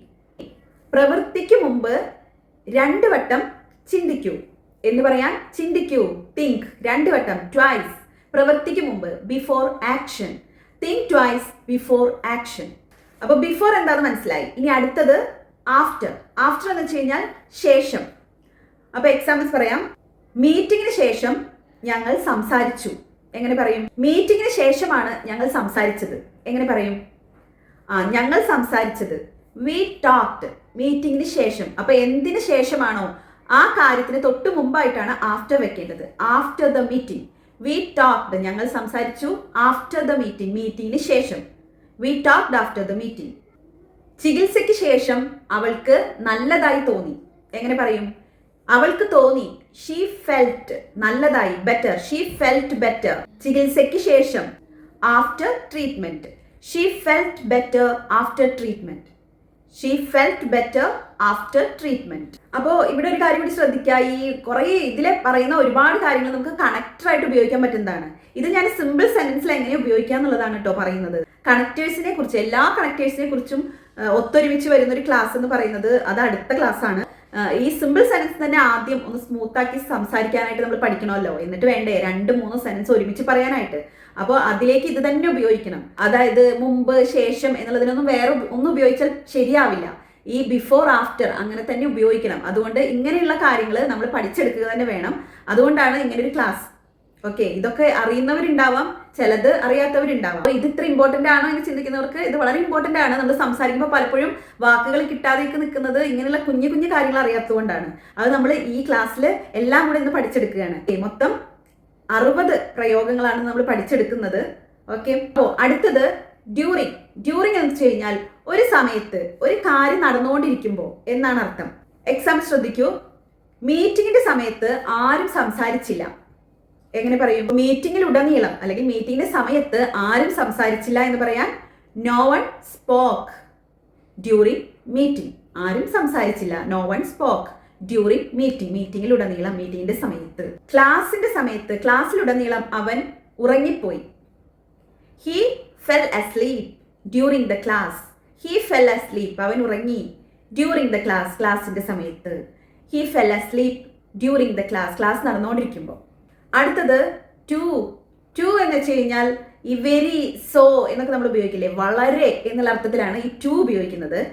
എക്സാമ്പിൾ ഒന്ന് ശ്രദ്ധിക്കൂ. ആ ബാഗ് വളരെ ഭാരമേറിയതാണ് എന്ന് പറയാൻ the bag is too heavy. The bag is too heavy. ഈ ആ ബാഗ് വളരെ ഭാരമേറിയതാണെന്ന് പറയാൻ the bag is very heavy എന്ന് പറയാം, the bag is so heavy എന്ന് പറയാം. പക്ഷെ ഇവിടെ വ്യത്യാസം എന്താന്ന് വെച്ച് കഴിഞ്ഞാൽ ഈ ടു, വെരി, സോ ഇതിൻ്റെയൊക്കെ ഒരു വ്യത്യാസം, ടു എന്ന് പറയുന്നത് നമുക്കൊരു നെഗറ്റീവ് ആയിട്ടുള്ള ഒരു കാര്യം പറയാനാണ്. അതായത് നമ്മളൊരു ബാഗ് പൊക്കാൻ നോക്കുകയാണ്, അപ്പോൾ ഈ ബാഗ് ഭയങ്കര ഭാരമാണല്ലോ, അതായത് നമുക്ക് കഴിയുന്നില്ല അത്, അപ്പോൾ നമുക്ക് കുറച്ച് വിഷമത്തിലാണല്ലോ നമ്മൾ ഒരു കാര്യം പറയുന്നത്, അപ്പോഴാണ് ഈ ടു ഉപയോഗിക്കുന്നത്. അവിടെ വെരി ഒന്നും ഉപയോഗിച്ചാൽ ശരിയാവില്ല. സോ എന്നൊക്കെ വെച്ച് കഴിഞ്ഞാൽ നമുക്കത് ഇഷ്ടമായി, അത്രയും വെയിറ്റുള്ളത് നമുക്ക് ഇഷ്ടമായി എന്നാണ് അർത്ഥം. നമുക്കത് ഇഷ്ടപ്പെടുന്നില്ല, നമുക്കത് ബുദ്ധിമുട്ടാണ്. ആ ബുദ്ധിമുട്ടിന്റെ സമയത്താണ് ഈ ടു ഉപയോഗിക്കുന്നത്. അപ്പോൾ the bag is too heavy, ആ ബാഗ് വളരെ ഭാരമേറിയതാണ്. അവൻ വളരെ ചെറുപ്പമാണ് എന്ന് പറയാനോ, ഇവിടെ നമുക്ക് he's very young, he's so young എന്നൊക്കെ പറയുമ്പോൾ നമുക്കത് പോസിറ്റീവാണ്. അവൻ നല്ല ചെറുപ്പമായിട്ടുള്ള ഒരാളാണെന്ന് പറയുമ്പോൾ നമുക്ക് എപ്പോഴും നമ്മൾ ചെറുപ്പാന്ന് പറയേണ്ടതാണല്ലോ നമുക്ക് ഇഷ്ടം. അപ്പൊ അങ്ങനെ നോക്കുമ്പോൾ ഈ ടു എങ്ങനെ അവിടെ ഉപയോഗിക്കാൻ നിങ്ങൾക്ക് തോന്നുന്നുണ്ടാവും. പക്ഷെ നമുക്ക് ചില കാര്യങ്ങളിൽ ഇപ്പോൾ ഡ്രൈവിംഗ് ഒക്കെ പഠിക്കാൻ വേണ്ടിയിട്ട് പോവുകയാണ്, അയ്യോ ഹീസ് ടു യങ് അങ്ങനെയല്ലേ നമ്മൾ പറയാ. അതായത് 18 വയസ്സിന് താഴെയാണെങ്കിലേ, അതായത് വലിയൊരു ഉത്തരവാദിത്തം ഏൽപ്പിക്കുകയാണ്, അല്ലെങ്കിൽ ഒരു വലിയൊരു വെഹിക്കിളാണ് അവൻ്റെ കയ്യിൽ കൊടുക്കാൻ പോകുന്നത്. അപ്പോൾ നമ്മൾ കുറച്ച് നെഗറ്റീവായിട്ടാണല്ലോ പറയുകയാണ് ചെറുപ്പാണെന്ന്, അപ്പോൾ നമുക്ക് ഹീസ് ടു യങ് എന്ന് വെക്കാം. അതല്ല നല്ലൊരു കാര്യത്തിലാണ് അവനെ കുറിച്ച് പറയുന്നതെങ്കിൽ നിങ്ങൾ he's so young no, he's very young എന്നൊക്കെ പറഞ്ഞു, അതൊക്കെ വളരെ കറക്റ്റാണ്. ഒരു പയ്യൻ ഡ്രൈവിംഗ് പഠിക്കാൻ പോവുകയാണ്, അപ്പോൾ 18 വയസ്സിൽ താഴെയാണ്, അപ്പോൾ നമ്മൾ എങ്ങനെയാണ് പറയേണ്ടത്? ഹീസ് ടു യങ് എന്നാണ് പറയേണ്ടത്. അവിടെ he's so young no, he's very young എന്നൊക്കെ പറഞ്ഞു കഴിഞ്ഞാൽ എന്താണ് അതിനർത്ഥം? അത് നല്ല കാര്യം, അവൻ യങ് ആണ്, അവൻ ഡ്രൈവിംഗ് പഠിച്ചോട്ടെ എന്നുള്ളൊരർത്ഥത്തിൽ നമ്മൾ പറയുന്നത് പോലെ തോന്നും. അപ്പോൾ നമുക്കൊരു ബുദ്ധിമുട്ടായിട്ടുള്ളൊരു കാര്യം പറയുമ്പോഴാണ് നമ്മൾ അവിടെ ടു എന്ന് വെക്കേണ്ടത്, ഹീസ് ടു യങ്. ഓക്കെ, ഇത് കണക്ടേഴ്സിന്റെ ക്ലാസ്സിൽ നമുക്ക് ടു ഒക്കെ പഠിക്കണം. ടു കഴിഞ്ഞ് വീണ്ടും ഒരു ടു വെക്കുന്ന ഒരു കണക്ടറൊക്കെ ഉണ്ടല്ലോ, അതൊക്കെ പഠിക്കുമ്പോൾ നമുക്ക് കൂടുതലായിട്ട് മനസ്സിലാവും. ഇത് ടു മാത്രം ഉപയോഗിക്കുമ്പോൾ എന്താണെന്നാണ് ഞാൻ ഇവിടെ വ്യക്തമാക്കിയത് കേട്ടോ. ഇനി ഹീസ് വെരി യങ് എന്ന് പറഞ്ഞു കഴിഞ്ഞാൽ നോർമൽ ആയിട്ടൊരു കാര്യം നമ്മൾ പറയാനായിട്ട്, അതായത് അവൻ വളരെ ചെറുപ്പമാണ് എന്ന് നോർമൽ ആയിട്ടൊരു മീനിങ്ങിൽ പറയുമ്പോൾ ഹീസ് വെരി യങ് എന്ന് വെക്കാം. എന്നാൽ ഹീസ് സോ യങ് എന്ന് വെക്കുമ്പോഴോ അതൊരു പോസിറ്റീവ് ആയിട്ടുള്ളൊരു കാര്യമാണ്. അവൻ ഇത്രയും ചെറുപ്പമാണ്, അവൻ അത്രയ്ക്കും ചെറുപ്പമാണ് എന്നൊരു പോസിറ്റീവായിട്ട് പറയില്ലേ, അപ്പോഴാണ് നമ്മൾ സോ വെക്കേണ്ടത്. ഹീസ് സോ യങ്, അവൻ വളരെ ചെറുപ്പമാണ് അങ്ങനെ പറയാം. അപ്പൊ ടു, വെരി, സോ ഇതിന്റെ ഒക്കെ അർത്ഥം നിങ്ങൾക്ക് മനസ്സിലായിട്ടുണ്ടാവും. അടുത്തത് ഓൾസോ. ഓൾസോ എന്ന് വെച്ച് കഴിഞ്ഞാൽ അതൊരു സബ്ജക്റ്റിനൊപ്പം ഷീ ഓൾസോ അവളും, ഐ ഓൾസോ ഞാനും അങ്ങനെയൊക്കെ ഉപയോഗിക്കില്ലേ, അതാണ് ഈ ഓൾസോ എന്നുള്ളതിനർത്ഥം. അവളും പോകാൻ ആഗ്രഹിക്കുന്നു എന്ന് പറയാൻ she also wants to go. She also അവളും വാണ്ട്സ് ആഗ്രഹിക്കുന്നു, ടു ഗോ പോകാൻ. ഷീ വാണ്ട്സ് ടു ഗോ അവൾ പോകാൻ ആഗ്രഹിക്കുന്നു, അവളും പോകാൻ ആഗ്രഹിക്കുന്നു എന്ന് പറയാൻ she also wants to go. അവൾ ഒരു ടീച്ചറാണ്, അവളൊരു എഴുത്തുകാരി കൂടിയാണ് എന്നെങ്ങനെ പറയും? അപ്പോൾ she is a teacher and also a writer. ഇവിടെ ശ്രദ്ധിക്കുക, വീണ്ടും ആ ഒരു ഷീ ഈസ് എടുത്ത് വെക്കേണ്ട ആവശ്യമില്ല, എടുത്ത് പറയേണ്ട ആവശ്യമില്ല. ഷീ ഈസ് എന്നുള്ളത് ഓൾറെഡി നമ്മൾ പറഞ്ഞു. ഷീ ഈസ് എ ടീച്ചർ, അവളൊരു അധ്യാപികയാണ്. ആൻഡ് ഓൾസോ കൂടാതെ, ആൻഡ് ഓൾസോ എ റൈറ്റർ ഒരു എഴുത്തുകാരിയുമാണ്. ഓക്കെ, ഇപ്പൊ നിങ്ങൾക്ക് ഓൾസോ എന്നുള്ളതിന്റെ അർത്ഥം നിങ്ങൾക്ക് മനസ്സിലായിട്ടുണ്ടാവും എന്ന് വിചാരിക്കുന്നു. അതും ഏതെങ്കിലും സബ്ജക്റ്റിന്റെ ഒപ്പം വെച്ച് കഴിഞ്ഞാൽ ആ സബ്ജക്റ്റും അവളും, ഷീ ഓൾസോ അവളും. ഇനി അതല്ലാതെ ആൻഡ് എന്ന് വെച്ച് കഴിഞ്ഞ് വീണ്ടും ഓൾസോ വെക്കുമ്പോൾ കൂടാതെ അതും ആണ് എന്നുള്ള അർത്ഥത്തിലാണ് നമ്മൾ അവിടെ വെക്കുന്നത്. അപ്പോൾ ഓൾസോ കഴിഞ്ഞിട്ട് പിന്നെ എന്താണെന്നുള്ളതിന്റെ ആ കാര്യം നമുക്ക് അവിടെ പറയാം, ഓൾസോ കഴിഞ്ഞിട്ട് പറയാൻ പറ്റും.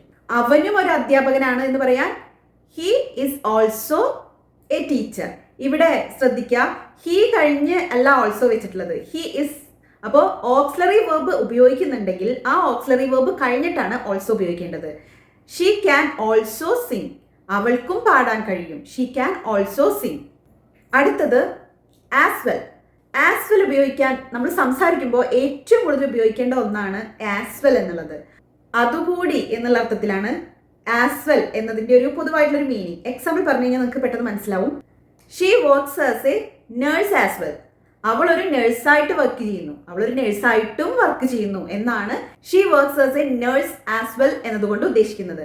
അപ്പൊ അവിടെ ഓൾസോ വെച്ചാൽ പോരെ എന്നാവും നിങ്ങളുടെ സംശയം. അവിടെ ഓൾസോ വെക്കാം. She also works as A nurse, അവളൊരു നേഴ്സായിട്ടും വർക്ക് ചെയ്യുന്നു. അല്ലെങ്കിൽ ആ ഓൾസോ എന്നുള്ളതിന് മറ്റൊരർത്ഥം കൂടി വരും അല്ലെ, അവളും ഒരു നേഴ്സായിട്ട് വർക്ക് ചെയ്യുന്നു എന്ന് പറയുമ്പോഴും she also works as A nurse എന്ന് അർത്ഥം വരും. അപ്പോൾ ഇതെങ്ങനെയാണ് തിരിച്ചറിയുന്നത്? അപ്പൊ ശ്രദ്ധിക്കുക, she also works as A nurse എന്നുള്ളതിന് അവളൊരു നഴ്സായിട്ടും വർക്ക് ചെയ്യുന്നു എന്നുള്ളതിന് എങ്ങനെയാണ് ഈ ഓൾസോ ഉപയോഗിക്കുക? ഇങ്ങനെ തന്നെയാണ് ഓൾസോ ഉപയോഗിക്കാൻ പറ്റുള്ളൂ. ഷീ ഓൾസോ സബ്ജക്റ്റിന് തൊട്ടടുത്ത് തന്നെയാണ് ഓൾസോ ഉപയോഗിക്കേണ്ടത്. അങ്ങനെ തന്നെയാണ് സെന്റൻസ് സ്ട്രക്ചർ. അതിനൊരു യാതൊരു മാറ്റവും ഇല്ല. അപ്പൊ എങ്ങനെയാണ് അർത്ഥം കിട്ടുന്നത്? അവളൊരു നഴ്സായിട്ട് വർക്ക് ചെയ്യുന്നു എന്നുള്ള അർത്ഥമോ അല്ലെങ്കിൽ അവളും ഒരു നഴ്സായിട്ട് വർക്ക് ചെയ്യുന്നു എന്നുള്ള ഒരു അർത്ഥമോ എങ്ങനെ കിട്ടും? അത് സിറ്റുവേഷൻ അനുസരിച്ചിട്ടാണ് ഈ ഓൾസോയുടെ അർത്ഥം നമ്മൾ തീരുമാനിക്കുന്നത്. നമ്മൾ പറയാണ് അവനൊരു നഴ്സായിട്ടാണ് വർക്ക് ചെയ്യുന്നത്, അപ്പൊ നമ്മൾ പറയാണ് അവളും ഒരു നഴ്സായിട്ടാണ് വർക്ക് ചെയ്യുന്നത് എന്ന് പറയുമ്പോൾ she also works as A nurse എന്ന് പറയാം. അപ്പോൾ അവളും നഴ്സായിട്ടാണ് വർക്ക് ചെയ്യുന്നതെന്ന് പറയാം. അവളൊരു ബിസിനസ് വുമൺ ആയിട്ട് വർക്ക് ചെയ്യുന്നു എന്ന് നമ്മൾ പറയുകയാണ്. അപ്പോൾ she works as A business woman എന്ന് നമ്മൾ പറയുമ്പോൾ അവൾ ഒരു നഴ്സായിട്ടും വർക്ക് ചെയ്യുന്നുണ്ട് എന്ന് നമ്മൾ പറയുമ്പോൾ എങ്ങനെ പറയും? അപ്പോൾ she also works as A nurse. അങ്ങനെ പറയുമ്പോൾ നമുക്ക് ഈ സംസാരിച്ചുകൊണ്ടിരിക്കുന്ന ആൾക്ക് മനസ്സിലാവും എന്താണ് ഉദ്ദേശിക്കുന്നതെന്നേ. കാരണം നമ്മൾ പറഞ്ഞത് അവളും നഴ്സാന്ന് അവിടെ ഉദ്ദേശിക്കില്ലല്ലോ. എന്തായാലും നമ്മൾ പറഞ്ഞു വന്നത് എന്താ?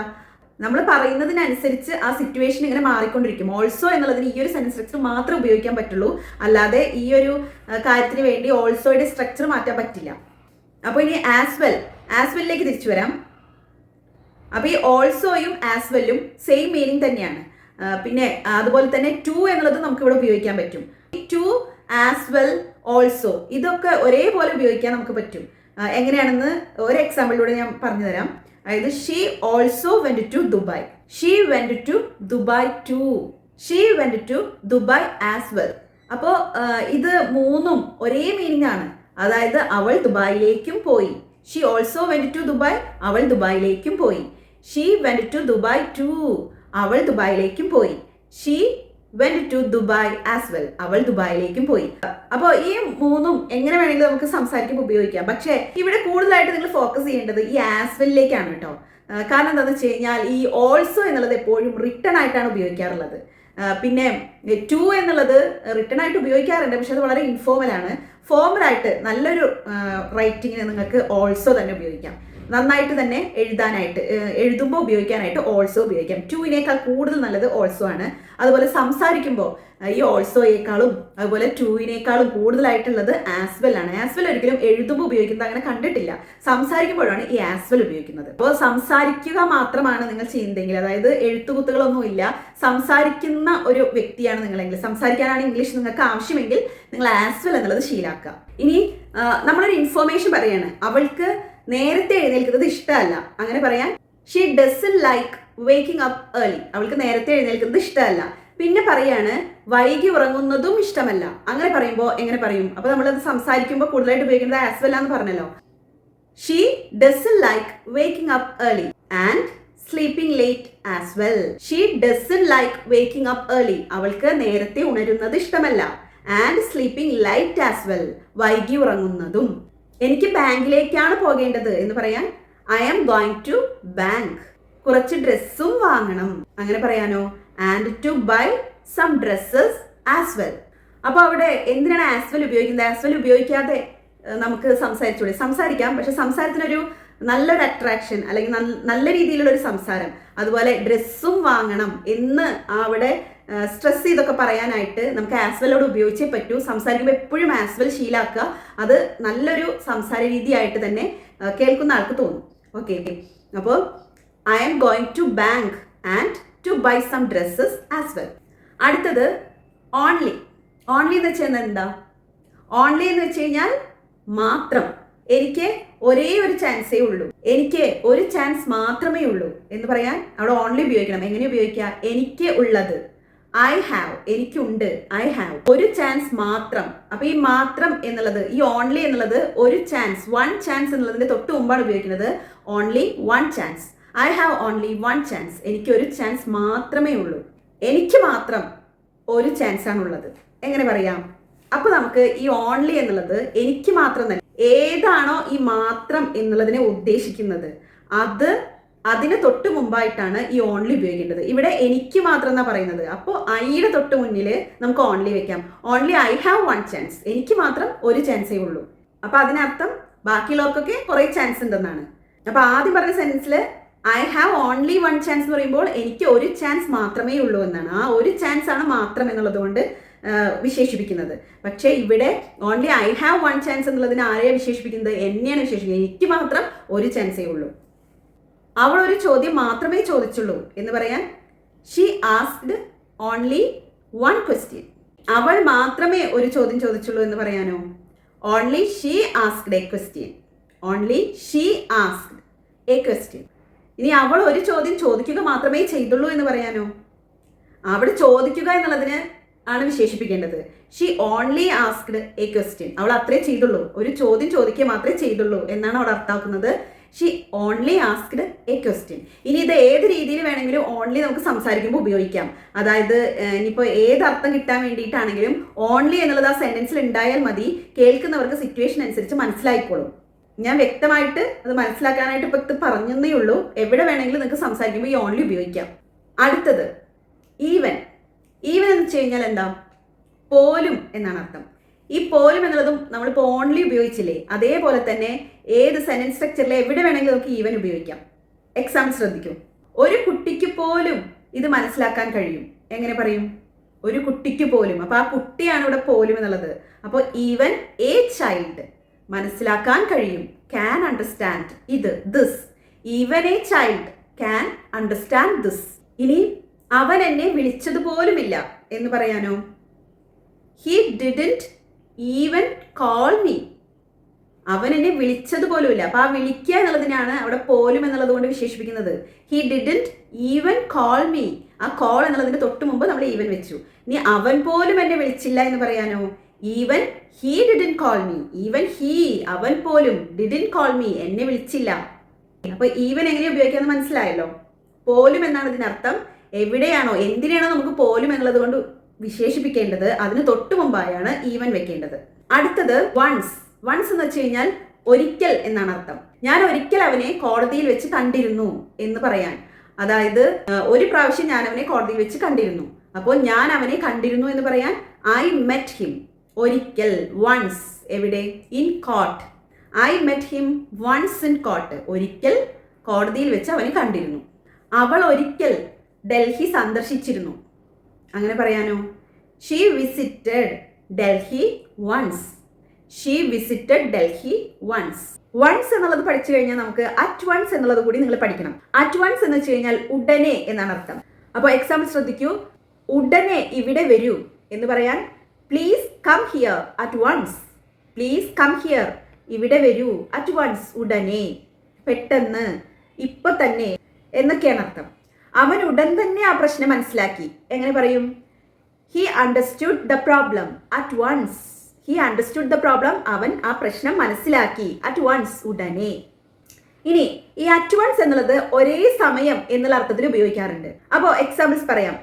ഒരേ സമയം സംസാരിക്കുകയും എഴുതുകയും ചെയ്യരുത്. എങ്ങനെ പറയും?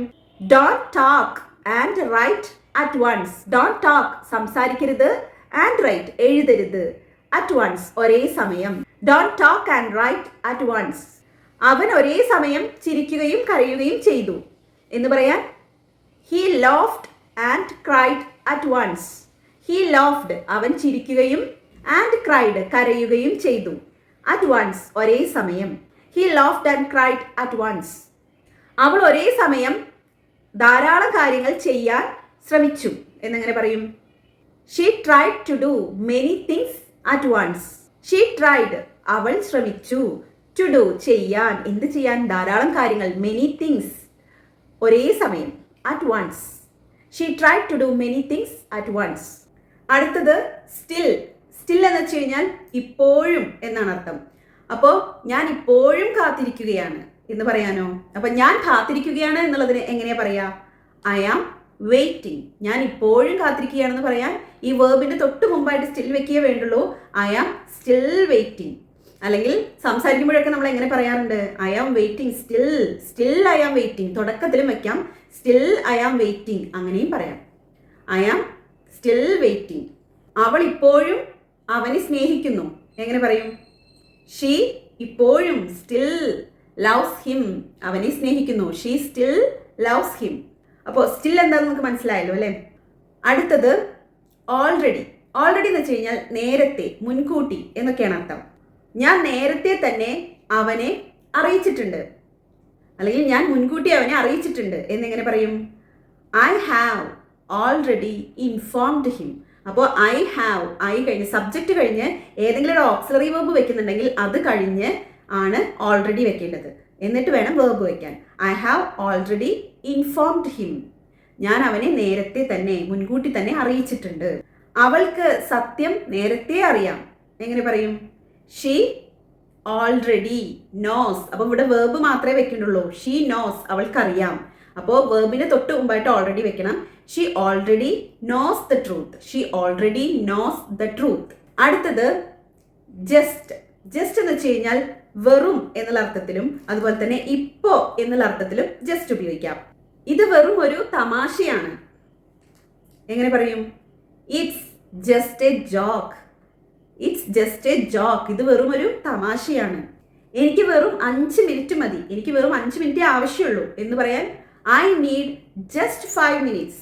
I need just 5 minutes. അപ്പോൾ വെറും എന്നുള്ള അർത്ഥം എങ്ങനെയാണെന്ന് മനസ്സിലായല്ലോ. ഇനി ഇതേപോലെ തന്നെ ഇപ്പോ എന്നുള്ള അർത്ഥത്തിൽ നമ്മൾ ഉപയോഗിക്കാറുണ്ട്. ഞാൻ ഇപ്പോൾ വീട്ടിലെത്തിയതേ ഉള്ളൂ എന്ന് പറയാൻ I have just reached home, അല്ലെങ്കിൽ ഐ ജസ്റ്റ് റീച്ച്ഡ് ഹോം എന്നും പറയാം. അവൾ എന്നെ ഇപ്പോൾ വിളിച്ചിരുന്നു എന്ന് പറയാൻ she just called me. She just called me. അടുത്തത് ലൈക്ക്. ലൈക്ക് എന്ന് വെച്ച് കഴിഞ്ഞാൽ പോലെ എന്നുള്ള അർത്ഥത്തിലാണ് ഉപയോഗിക്കേണ്ടത്. അവൻ ഒരു നേതാവിനെ പോലെ സംസാരിക്കുന്നു എന്ന് പറയാൻ അവൻ സംസാരിക്കുന്നു എന്നുള്ളതിന് എങ്ങനെ പറയാ? He talks. ഇനി നേതാവിനെ പോലെ. അപ്പൊ പോലെ എന്നുള്ളത് ആരുടെ പോലെയാണോ ആ ആളുടെ തൊട്ട് മുമ്പാണ് വെക്കേണ്ടത്. നേതാവ് എന്നുള്ളതിന് എന്താ? ലീഡർ. ഒരു ലീഡറിനെ പോലെ, ലൈക്ക് എ ലീഡർ, ഒരു നേതാവിനെ പോലെ. He talks like A leader. അവനൊരു നേതാവിനെ പോലെ സംസാരിക്കുന്നു. അവൾ ഒരു പ്രൊഫഷണലിനെ പോലെ പാടുന്നു. എങ്ങനെ പറയും? She sings like A professional. She sings like A professional. ഇനി ഈ ലൈക്ക് എന്നുള്ളത് ഇഷ്ടമാണ് എന്നുള്ള അർത്ഥത്തിൽ ഉപയോഗിക്കാം കേട്ടോ. എനിക്ക് ഐസ്ക്രീം ഇഷ്ടമാണ്, ഐ ലൈക്ക് ഐസ്ക്രീം. അവൾക്ക് ഐസ്ക്രീം ഇഷ്ടമാണ്, ഷീ ലൈക്സ് ഐസ്ക്രീം. ഈ ലൈക്കുമായിട്ട് ബന്ധപ്പെട്ട് ലുക്ക് ലൈക്ക് എന്നുള്ളത് നമ്മൾ കൂടുതലായിട്ട് ഉപയോഗിക്കാറുണ്ട്. ഇത് ഒരു സ്വർണം പോലെ തോന്നിക്കുന്നു എന്ന് പറയാൻ ഇറ്റ് ലുക്സ് ലൈക്ക് ഗോൾഡ്. അപ്പോൾ ഈ ലുക്ക് ലൈക്ക് എന്നുള്ളത് തോന്നുന്നു എന്നുള്ള അർത്ഥത്തിലാണ്, അല്ലെങ്കിൽ അങ്ങനെയായിട്ട് അതിനോട് സാമ്യമുള്ളതായി തോന്നുന്നു എന്നുള്ള അർത്ഥത്തിലാണ് നമ്മൾ ഉപയോഗിക്കുക. ഇറ്റ് ലുക്സ് ലൈക്ക് ഗോൾഡ്, സ്വർണം പോലെ തോന്നിക്കുന്നു. അവൻ ദേഷ്യത്തിലാണെന്ന് തോന്നുന്നു എന്നും നമുക്ക് ഈ ലുക്ക് ലൈക്ക് എന്ന് ഉപയോഗിച്ച് പറയാം. It looks like he is angry. തോന്നുന്നു, എന്താണ് തോന്നുന്നത്? അവൻ ദേഷ്യത്തിലാണെന്ന്. It looks like he is angry. അടുത്തത് ടുഗദർ. ടുഗദർ എന്ന് വെച്ച് കഴിഞ്ഞാൽ എന്താ? ഒരുമിച്ച് എന്നാണ് അർത്ഥം. നമുക്കിത് ഒരുമിച്ച് പരിഹരിക്കാൻ കഴിയും എന്നെങ്ങനെ പറയും? അപ്പോൾ നമുക്കിത് പരിഹരിക്കാൻ കഴിയുന്ന എങ്ങനെ പറയാ? We can solve this. We can solve this എന്നിട്ട് വേണം ഒരുമിച്ച് എന്ന് പറയാൻ. അപ്പോൾ together. We can solve this together. ഞങ്ങൾ ഒരുമിച്ച് വളർന്നു. അപ്പോൾ വളർന്നു എന്നുള്ളതിന് എന്താ? Grew up. ഞങ്ങൾ വളർന്നു. We grew up. ഒരുമിച്ച് together. We grew up together. We grew up together. അടുത്തത് ലെറ്റ്. ലെറ്റ് എന്ന് വെച്ച് കഴിഞ്ഞാൽ 2 തരത്തിൽ ഉപയോഗിക്കാറുണ്ട്. ലെറ്റ് എന്നുള്ളതിന് അർത്ഥം അനുവദിക്കുക എന്നുള്ളതാണ്. അപ്പോൾ നമ്മളിത് തുടക്കത്തിൽ ഉപയോഗിക്കുമ്പോൾ അനുവദിക്കൂ എന്നുള്ള ഒരു അർത്ഥത്തിലാണ്, ഒരു പൊളൈറ്റ് ആയിട്ട് നമ്മൾ പറയുന്നതാണത്. ലെറ്റ് മീ ഫിനിഷ്, എന്നെ ഒന്ന് അവസാനിപ്പിക്കാൻ അനുവദിക്കൂ. നമ്മളിങ്ങനെ സംസാരിച്ചുകൊണ്ടിരിക്കുമ്പോൾ ഒരാൾ വീണ്ടും അവിടെ നിന്ന് ഇങ്ങനെ സംസാരിക്കുകയാണ്. അപ്പോൾ നമ്മൾ പറയാം ഞാൻ ആദ്യം ഒന്ന് അവസാനിപ്പിച്ചോട്ടെ എന്നൊക്കെ പറയില്ലേ. അപ്പോൾ ലെറ്റ് മീ ഫിനിഷ്, എന്നെ ഒന്ന് അവസാനിപ്പിക്കാൻ സമ്മതിക്കും. അപ്പോൾ ഇവിടെ ശ്രദ്ധിക്കേണ്ടത് ലെറ്റ് കഴിഞ്ഞപ്പോഴും ഒരു ഒബ്ജക്റ്റീവ് ഫോമാണ് വെക്കേണ്ടത്. എന്നെ, ലെറ്റ് കഴിഞ്ഞ് മീ, എന്നെ അനുവദിക്കൂ, എന്നെ അനുവദിക്കൂ, ഫിനിഷ്. പിന്നെ ആ വേർബ് മാത്രമായിട്ട് വെച്ചാൽ മതി. അതായത് അവസാനിപ്പിക്കാൻ എന്ന് പറയുമ്പോൾ നമ്മളവിടെ ടു വെക്കണോ? ടു ഒന്നും വെക്കണ്ട. ലെറ്റ് വെച്ച് കഴിഞ്ഞാൽ പിന്നെ ടു വെക്കേണ്ട ആവശ്യമില്ല. നമുക്ക് അവിടെ ആ വേർബ് മാത്രം വെച്ചാൽ മതിയാകും. ലെറ്റ് മീ ഫിനിഷ്, എന്നെ അവസാനിപ്പിക്കാൻ അനുവദിക്കൂ, അതാണ് അർത്ഥം. നിങ്ങളെ സഹായിക്കാൻ എന്നെ അനുവദിക്കൂ, അതായത് ഞാൻ നിങ്ങളെ സഹായിച്ചോട്ടെ എന്നുള്ള അർത്ഥത്തിലാണ്. അപ്പോൾ let me help you, let me help you, എന്നെ അനുവദിക്കൂ നിങ്ങളെ സഹായിക്കാൻ. Let me help you. Class തുടങ്ങാൻ ഞങ്ങളെ അനുവദിക്കൂ, അല്ലെങ്കിൽ നമുക്ക് ക്ലാസ് തുടങ്ങാം എന്നുള്ള അർത്ഥത്തിലും നമുക്ക് എങ്ങനെ പറയാം? നമുക്ക് എന്നുള്ളതിന്റെ ഒബ്ജക്റ്റീവ് ഫോം ഏതാ? അസ് എന്നാണ്. Let us start the class. നമുക്ക് ക്ലാസ് തുടങ്ങാം എന്നാണ് അർത്ഥം. അതായത് അതുകൊണ്ട് ഉദ്ദേശിക്കുന്നത് എന്താ? ക്ലാസ് തുടങ്ങാൻ ഞങ്ങളെ അനുവദിക്കൂ. Let us start the class. നമുക്ക് ക്ലാസ് തുടങ്ങാം. ഇനി ഈ ലെറ്റ് എന്നുള്ളത് വേറൊരു വിധത്തിൽ ഉപയോഗിക്കാന്ന് പറയുന്നത് ടീച്ചർ അവരെ പോകാൻ അനുവദിച്ചു എന്നെങ്ങനെ പറയും? The teacher let them go. The teacher let them go. എന്റെ അച്ഛൻ എന്നെ സംസാരിക്കാൻ അനുവദിച്ചില്ല എന്നിങ്ങനെ പറയാ. My father didn't let me speak. Okay, അപ്പൊ ലെറ്റ് വരുമ്പോൾ ഒരിക്കലും ടു വെക്കരുത്. My father didn't let me speak. അടുത്തത് ആസ് പെർ. ആസ് പെർ എന്ന് വെച്ചാൽ പ്രകാരം, എന്ന് വെച്ചാൽ ഉത്തരവ് പ്രകാരം, ആ പദ്ധതി പ്രകാരം അങ്ങനെയൊക്കെ പറയില്ലേ, അതാണ് ഈ ആസ് പെർ എന്നുള്ളത് കൊണ്ട് ഉദ്ദേശിക്കുന്നത്. നമുക്ക് എപ്പോഴും സംസാരിക്കുമ്പോൾ ആവശ്യം വരുന്നതാണ്. എക്സാമ്പിൾ ശ്രദ്ധിക്കും. ഉത്തരവ് പ്രകാരം അവൻ വിട്ടയക്കപ്പെട്ടിരുന്നു എന്ന് പറയാൻ he was released as per the order. Order പ്രകാരം, ഉത്തരവ് പ്രകാരം ഹി വാസ് റിലീസ്ഡ്, അവൻ റിലീസ് ആകപ്പെട്ടിരുന്നു. He was released as per the order. Schedule അനുസരിച്ച് ക്ലാസുകൾ തുടങ്ങുന്നു. ദ ക്ലാസ് സ്റ്റാർട്ട്സ്, ക്ലാസുകൾ തുടങ്ങുന്നു. ഷെഡ്യൂൾ അനുസരിച്ച്, ഷെഡ്യൂൾ പ്രകാരം, as per the schedule. The class starts as per the schedule. അടുത്തത് വർത്ത്. വർത്ത് എന്ന് വെച്ച് കഴിഞ്ഞാൽ മൂല്യമുള്ളതാണ് എന്നാണ് അർത്ഥം. എക്സാമ്പിൾ ശ്രദ്ധിക്കൂ. അപ്പോൾ സംസാരിക്കുമ്പോൾ കൂടുതലായിട്ട് ഇത് ആവശ്യമുള്ളതാണ്. അപ്പോൾ എക്സാമ്പിൾ ശ്രദ്ധിക്കൂ. ആ സിനിമ കാണാൻ നല്ലതാണ്, കാണാൻ പറ്റിയതാണ് എന്ന് പറയാനാണ് ഈ വർത്ത് ഉപയോഗിക്കുന്നത്. എങ്ങനെ പറയും? The movie is worth watching. കാണാൻ പറ്റിയ സിനിമയാണ്. The movie is worth watching. ആ പുസ്തകം വായിക്കാൻ പറ്റിയതാണ്, അതായത് വായിക്കാൻ നല്ലതാണ്, നല്ല മൂല്യമുള്ള ഒരു ബുക്കാണ് എന്നാണ് അർത്ഥം. The book is worth reading. The book is worth reading. അടുത്തത് സച്ച്. സച്ച് എന്ന് വെച്ച് കഴിഞ്ഞാൽ എന്താ? ഇത്തരത്തിലുള്ള, ഇങ്ങനെയുള്ള എന്നുള്ള അർത്ഥത്തിലാണ് നമ്മൾ സച്ച് ഉപയോഗിക്കുന്നത്. ഇത് ഇങ്ങനെയുള്ള നല്ലൊരു ദിവസമായിരുന്നു എന്ന് പറയാൻ it was such A beautiful day. ഇത് ഇത്തരത്തിലുള്ള ഒരു നല്ല ദിവസമായിരുന്നു. It was such A beautiful day. ഇവൾ ഇത്തരത്തിലുള്ള നല്ലൊരു പേഴ്സൺ ആണ് എന്ന് പറയാൻ she is such A kind person. She is such A kind person. ഇനി സച്ചുമായി ബന്ധപ്പെട്ട് തന്നെ നമുക്ക് സച്ചസ് എന്താന്ന് നോക്കാം. സച്ചസ് എന്ന് വെച്ച് കഴിഞ്ഞാൽ നമുക്കൊരു കാര്യം പറയണം, അതിനോട് ബന്ധപ്പെട്ട് അതുപോലെയുള്ള എന്ന് പറയുമ്പോഴാണ് നമ്മളിവിടെ സച്ചസ് ഉപയോഗിക്കുന്നത്. എക്സാമ്പിൾ പറയാം, അപ്പൊ നിങ്ങൾക്ക് കൂടുതലായിട്ട് മനസ്സിലാവും. എനിക്ക് ഫ്രൂട്ട്സ് ഇഷ്ടമാണെന്ന് എങ്ങനെ പറയാം? I like fruits. ഓറഞ്ചും ആപ്പിളും പോലെയുള്ള, അതിൻ്റെ ഒപ്പം എന്നുകൂടെ ചേർക്കണം. ഓറഞ്ചും ആപ്പിളും പോലെയുള്ള ഫ്രൂട്ട്സ് ഇഷ്ടമാണ്. അപ്പോൾ അവിടെ ഓറഞ്ചും ആപ്പിളും പോലെയുള്ള എന്ന് ചേർക്കണം. അതിന് വേണ്ടിയിട്ടാണ് ഇവിടെ സച്ചസ് ഉപയോഗിക്കുന്നത്. I like fruits such as apples and oranges. I like fruits such as apples and oranges. കാലതാമസവും ആശയക്കുഴപ്പവും പോലെയുള്ള പ്രശ്നങ്ങൾ ഉയർന്നു, വർദ്ധിച്ചു എന്നെങ്ങനെ പറയാ? അപ്പൊ ആദ്യം ഇഷ്യൂസ്, പ്രശ്നങ്ങൾ, issues എങ്ങനെയുള്ളത്? such as delay and confusion arose, വർദ്ധിച്ചു.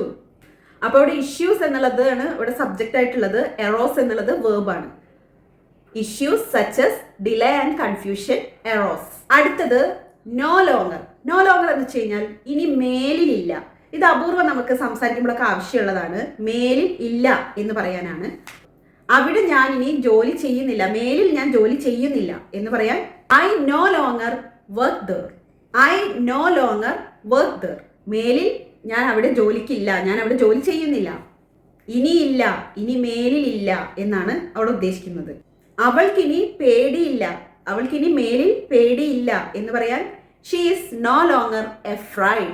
She is no longer afraid. No longer എന്നുള്ളത് ഇനി മേലിലില്ല എന്നുള്ള അർത്ഥത്തിലാണ് ഉപയോഗിക്കുന്നത്. അടുത്തത് എക്സ്ക്ലൂസീവ് അല്ലെങ്കിൽ എക്സ്ക്ലൂസീവ്ലി എന്ന് പറയാൻ ഒരാൾക്ക് മാത്രം എന്നുള്ള അർത്ഥത്തിലാണ്. ഒരാൾക്ക് അല്ലെങ്കിൽ ഒരു ഗ്രൂപ്പിനെ ഒക്കെ അവർക്ക് മാത്രം, ആ ഒരു കൂട്ടർക്ക് മാത്രം എന്ന് ഉദ്ദേശിക്കുമ്പോഴാണ് ഈ എക്സ്ക്ലൂസീവ് ഉപയോഗിക്കുന്നത്. എക്സാമ്പിൾ ശ്രദ്ധിക്കൂ. മെമ്പേഴ്സിന് വേണ്ടി മാത്രമുള്ളതാണ് ഈ offer. This offer is exclusive to members.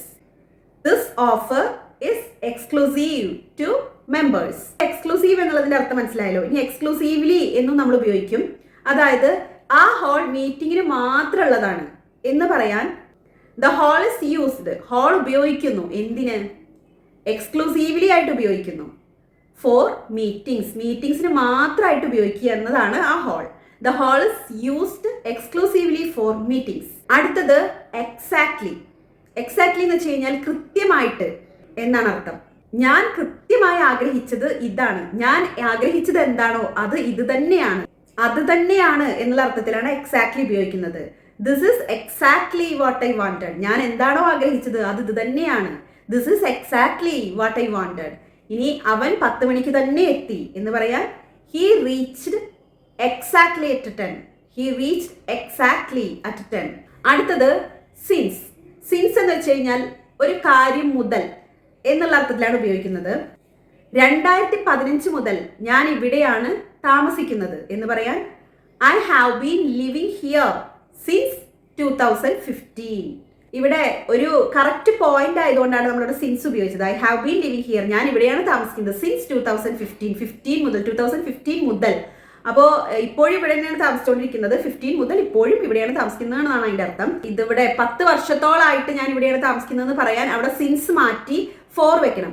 അതായത് I have been living here for 10 years. അപ്പോൾ ഇയേഴ്സിന്റെ ഒരു കണക്കാണ് പറയുന്നതെങ്കിൽ അവിടെ 4 ആണ് കേട്ടോ നമ്മൾ വെക്കേണ്ടത്.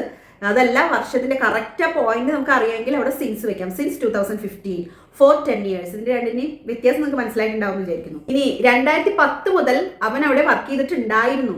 അപ്പൊ ഇപ്പൊ ഇല്ല, 2010 മുതൽ അവൻ അവിടെ വർക്ക് ചെയ്തിട്ടുണ്ടായിരുന്നു എന്ന് പറയാൻ ഹി ഹാഡ് വർക്ക്ഡ് ദർ, അല്ലെങ്കിൽ he had been working there എന്നൊക്കെ പറയാം. വേണ്ട, നമുക്ക് ഹി ഹാഡ് വർക്ക്ഡ് ദർ, അവൻ വർക്ക് ചെയ്തിട്ടുണ്ടായിരുന്നു സിൻസ് 2010. 2010 മുതൽ അവനവിടെ വർക്ക് ചെയ്തിട്ടുണ്ടായിരുന്നു. ഇനി അതല്ല 2026 മുതൽ അവൻ അവിടെ വർക്ക് ചെയ്യും എന്നെങ്ങനെ പറയാം? He will work. ഇനി 2026 മുതൽ എന്ന് പറയാനോ അവിടെ ഒരിക്കലും സിൻസ് ഉപയോഗിക്കരുത് കേട്ടോ. അതായത് പാസ്റ്റ് ടെൻസിന് മാത്രമേ നമ്മൾ സിൻസ് ഉപയോഗിക്കാൻ പാടുള്ളൂ. ഫ്യൂച്ചർ ടെൻസിലാണെങ്കിൽ ഏതാണ് ഉപയോഗിക്കേണ്ടത്? ഫ്രം ആണ് ഉപയോഗിക്കേണ്ടത്. He will work the from 2026. The class will start from Monday. The class will start from Monday. തിങ്കളാഴ്ച മുതൽ ക്ലാസ് തുടങ്ങും. അവിടെ ഒരിക്കലും സിൻസ് ഉപയോഗിക്കരുത്, അവിടെ ഉപയോഗിക്കേണ്ടത് ഫ്രം ആണ്. അടുത്തത് ഈച്ച്. ഈച്ച് എന്ന് വെച്ച് കഴിഞ്ഞാൽ എന്താ? ഓരോരുത്തരും എന്നാണ് അർത്ഥം, അല്ലെ? അപ്പോൾ അതിന്റെ എക്സാമ്പിൾ ശ്രദ്ധിക്കൂ. ഓരോ വിദ്യാർത്ഥിക്കും ID കാർഡ് ഉണ്ട്. Each student has A ID card. അപ്പോൾ ഇവിടെ ശ്രദ്ധിക്കേണ്ടത് ഈച്ച് കഴിഞ്ഞാൽ നമ്മളെപ്പോഴും സിംഗുലർ ആയിട്ട് തന്നെ ഉപയോഗിക്കണം. ഈച്ച് സ്റ്റുഡൻറ്, ഓരോ വിദ്യാർത്ഥിക്കും, has an ID card. ID card ഉണ്ട്. Each student has an ID card. ഓരോ ദിവസവും പ്രധാനമാണ് എന്നെങ്ങനെ പറയും? Each day is important. Each day is important.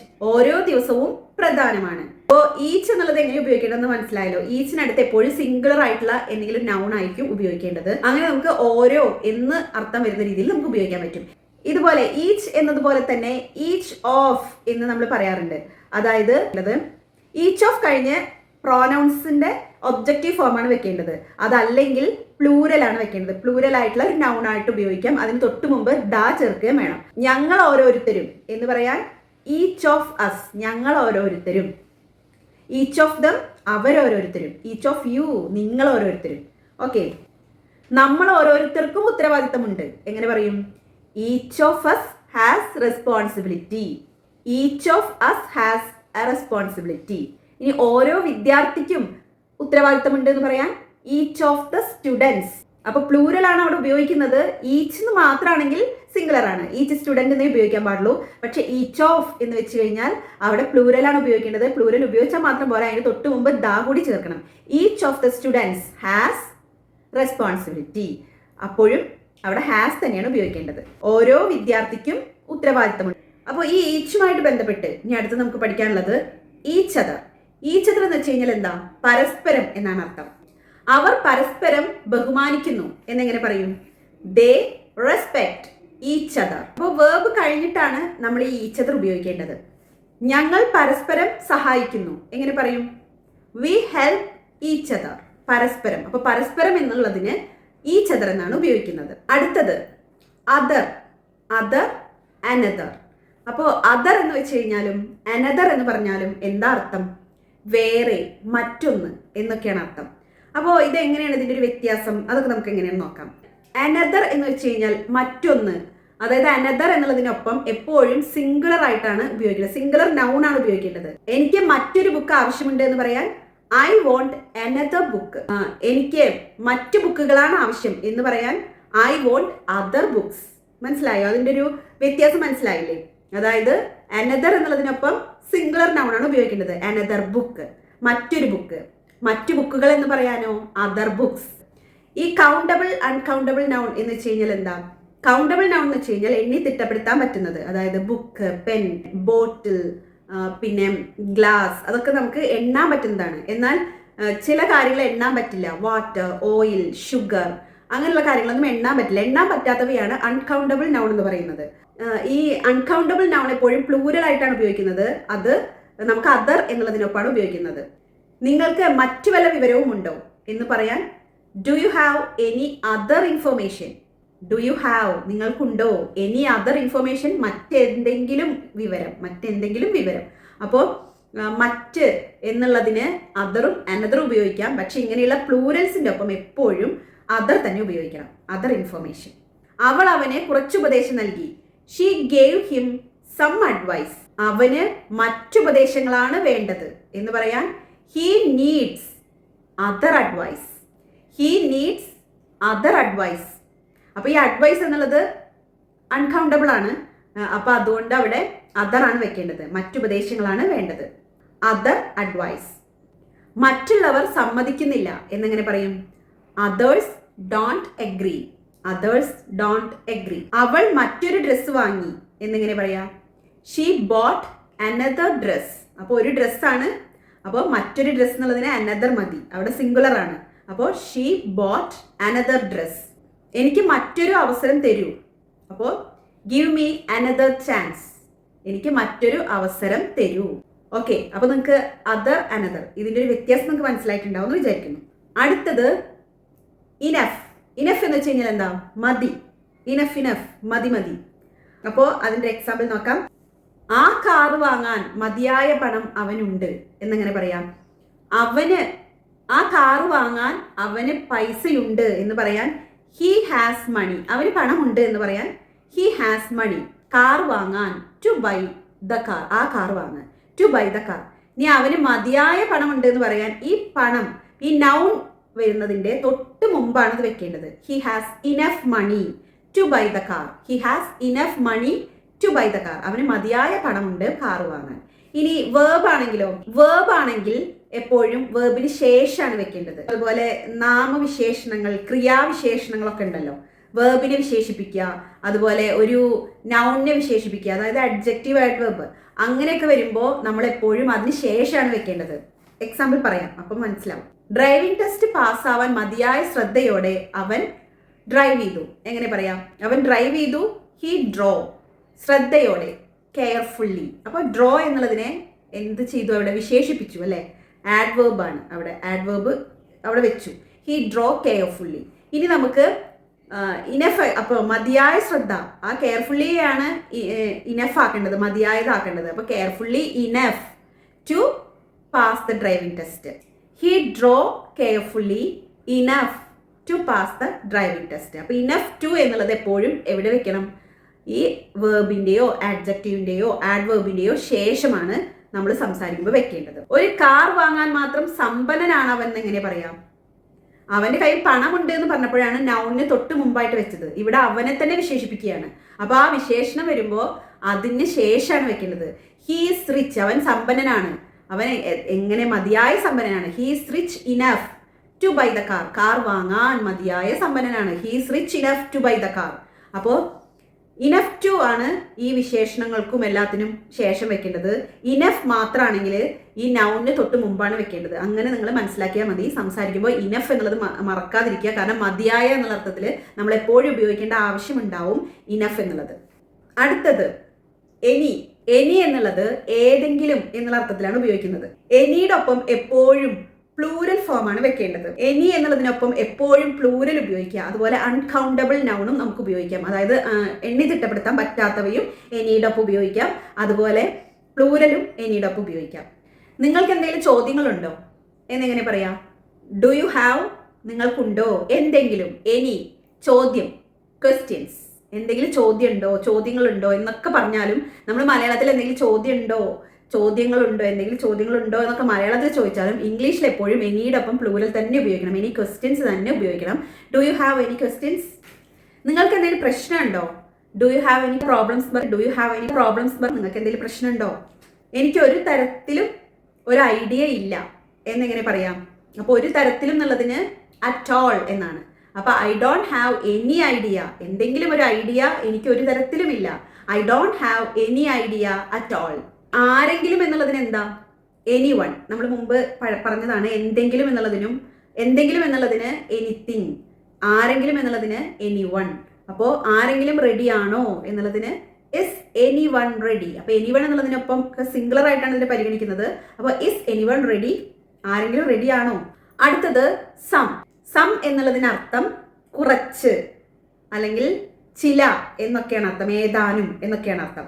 Any എന്നുള്ളതിനെ പോലെ തന്നെയാണ് സം എന്നുള്ളതും. സമ്മിനൊപ്പം എപ്പോഴും പ്ലൂരൽ ആണ് ഉപയോഗിക്കേണ്ടത്. പ്ലൂരൽ അല്ലെങ്കിൽ അൺകൗണ്ടബിൾ നൗൺ ആണ് ഉപയോഗിക്കേണ്ടത്. അവൾക്ക് കുറച്ച് വെള്ളം വേണം എന്ന് പറയാൻ she needs some water. Water എന്നുള്ളത് അൺകൗണ്ടബിൾ നൗൺ ആണ്.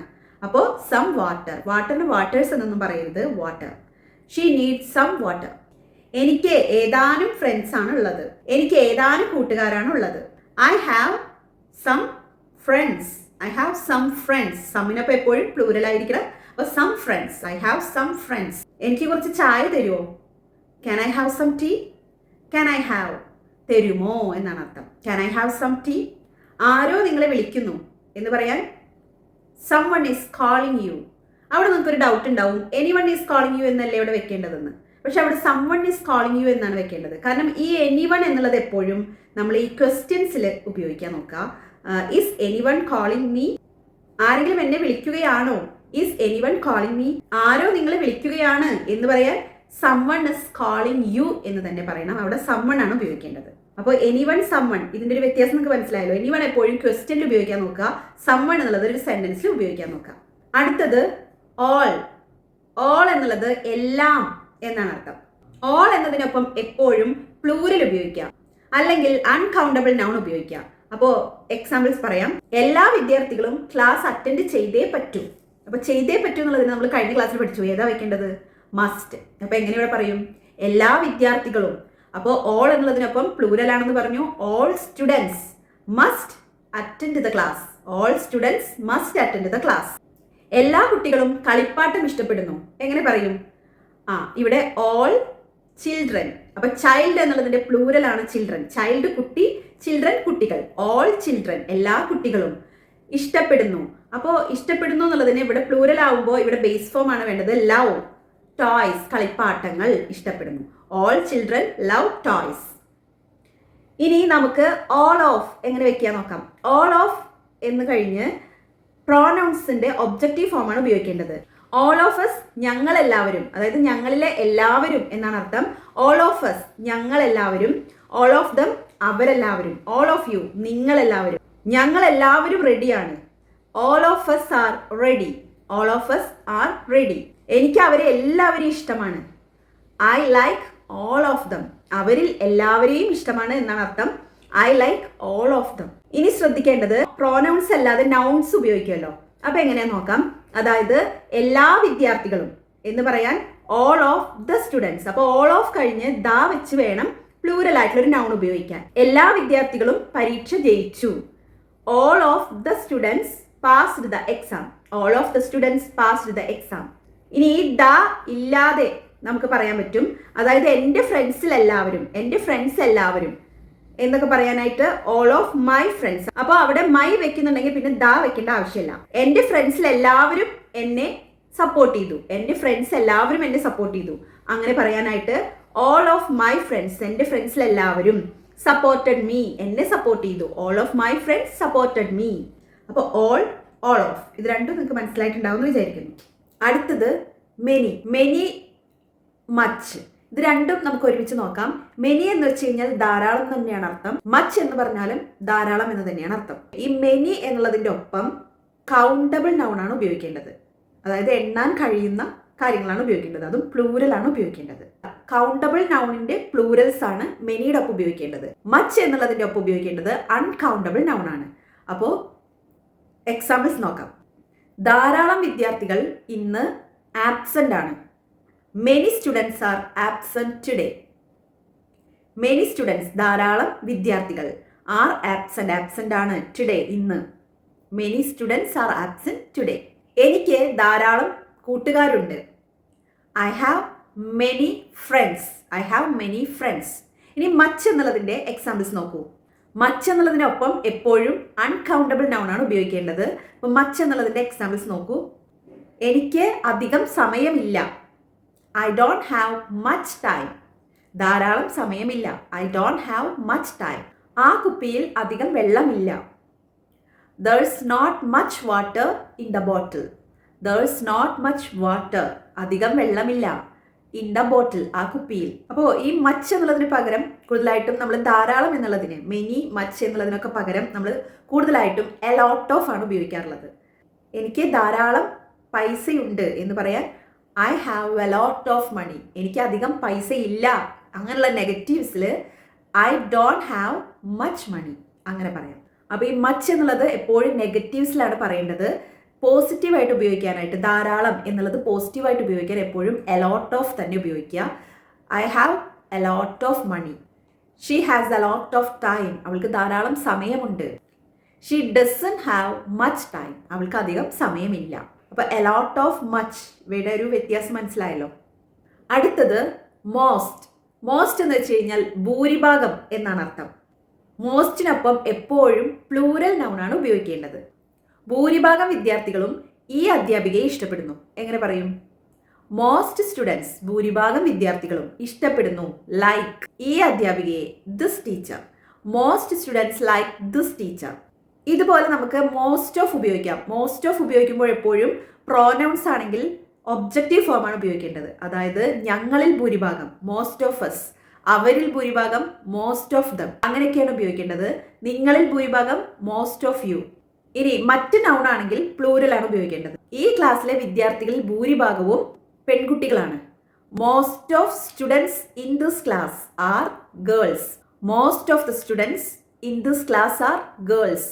ഞങ്ങളിൽ ഭൂരിഭാഗവും നിന്നെ അഗ്രി ചെയ്യുന്നു. Most of us agree with you. Most of us agree with you. അടുത്തത് എവരി. എവരി എന്ന് വെച്ച് കഴിഞ്ഞാൽ എല്ലാം എന്നുള്ള അർത്ഥത്തിലാണ്. പക്ഷേ നമ്മൾ അത് ഇംഗ്ലീഷിൽ പറയുമ്പോൾ ഓരോ എന്നുള്ള അർത്ഥത്തിലാണ് എവരി ഉപയോഗിക്കുന്നത്. എക്സാമ്പിൾസ് പറയാം, അപ്പോൾ മനസ്സിലാവും. പ്രത്യേകം ശ്രദ്ധിക്കേണ്ട ഒരു കാര്യം, എവരി എന്നുള്ളതിനൊപ്പം എപ്പോഴും ഒരു സിംഗുലർ നൗൺ ആണ് ഉപയോഗിക്കേണ്ടത്.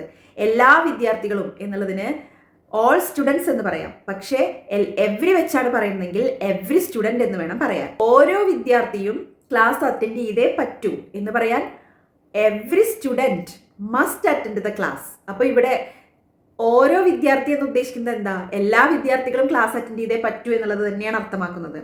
അവിടെ ഓരോ വിദ്യാർത്ഥിയും ക്ലാസ് അറ്റൻഡ് ചെയ്യണം എന്നുള്ളതിന് every student must attend the class.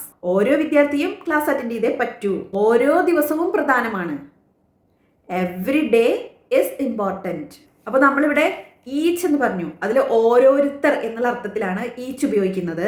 ഇനി എവരി എന്നുള്ളതിന് എല്ലാവരും, എല്ലാവരുടെയും കാര്യമാണ് പറയുന്നത്. പക്ഷെ ഓരോ എന്നുള്ള അർത്ഥത്തിലാണ് പറയുന്നത്. അവിടെയാണ് നമ്മൾ എവരി ഉപയോഗിക്കുന്നത്.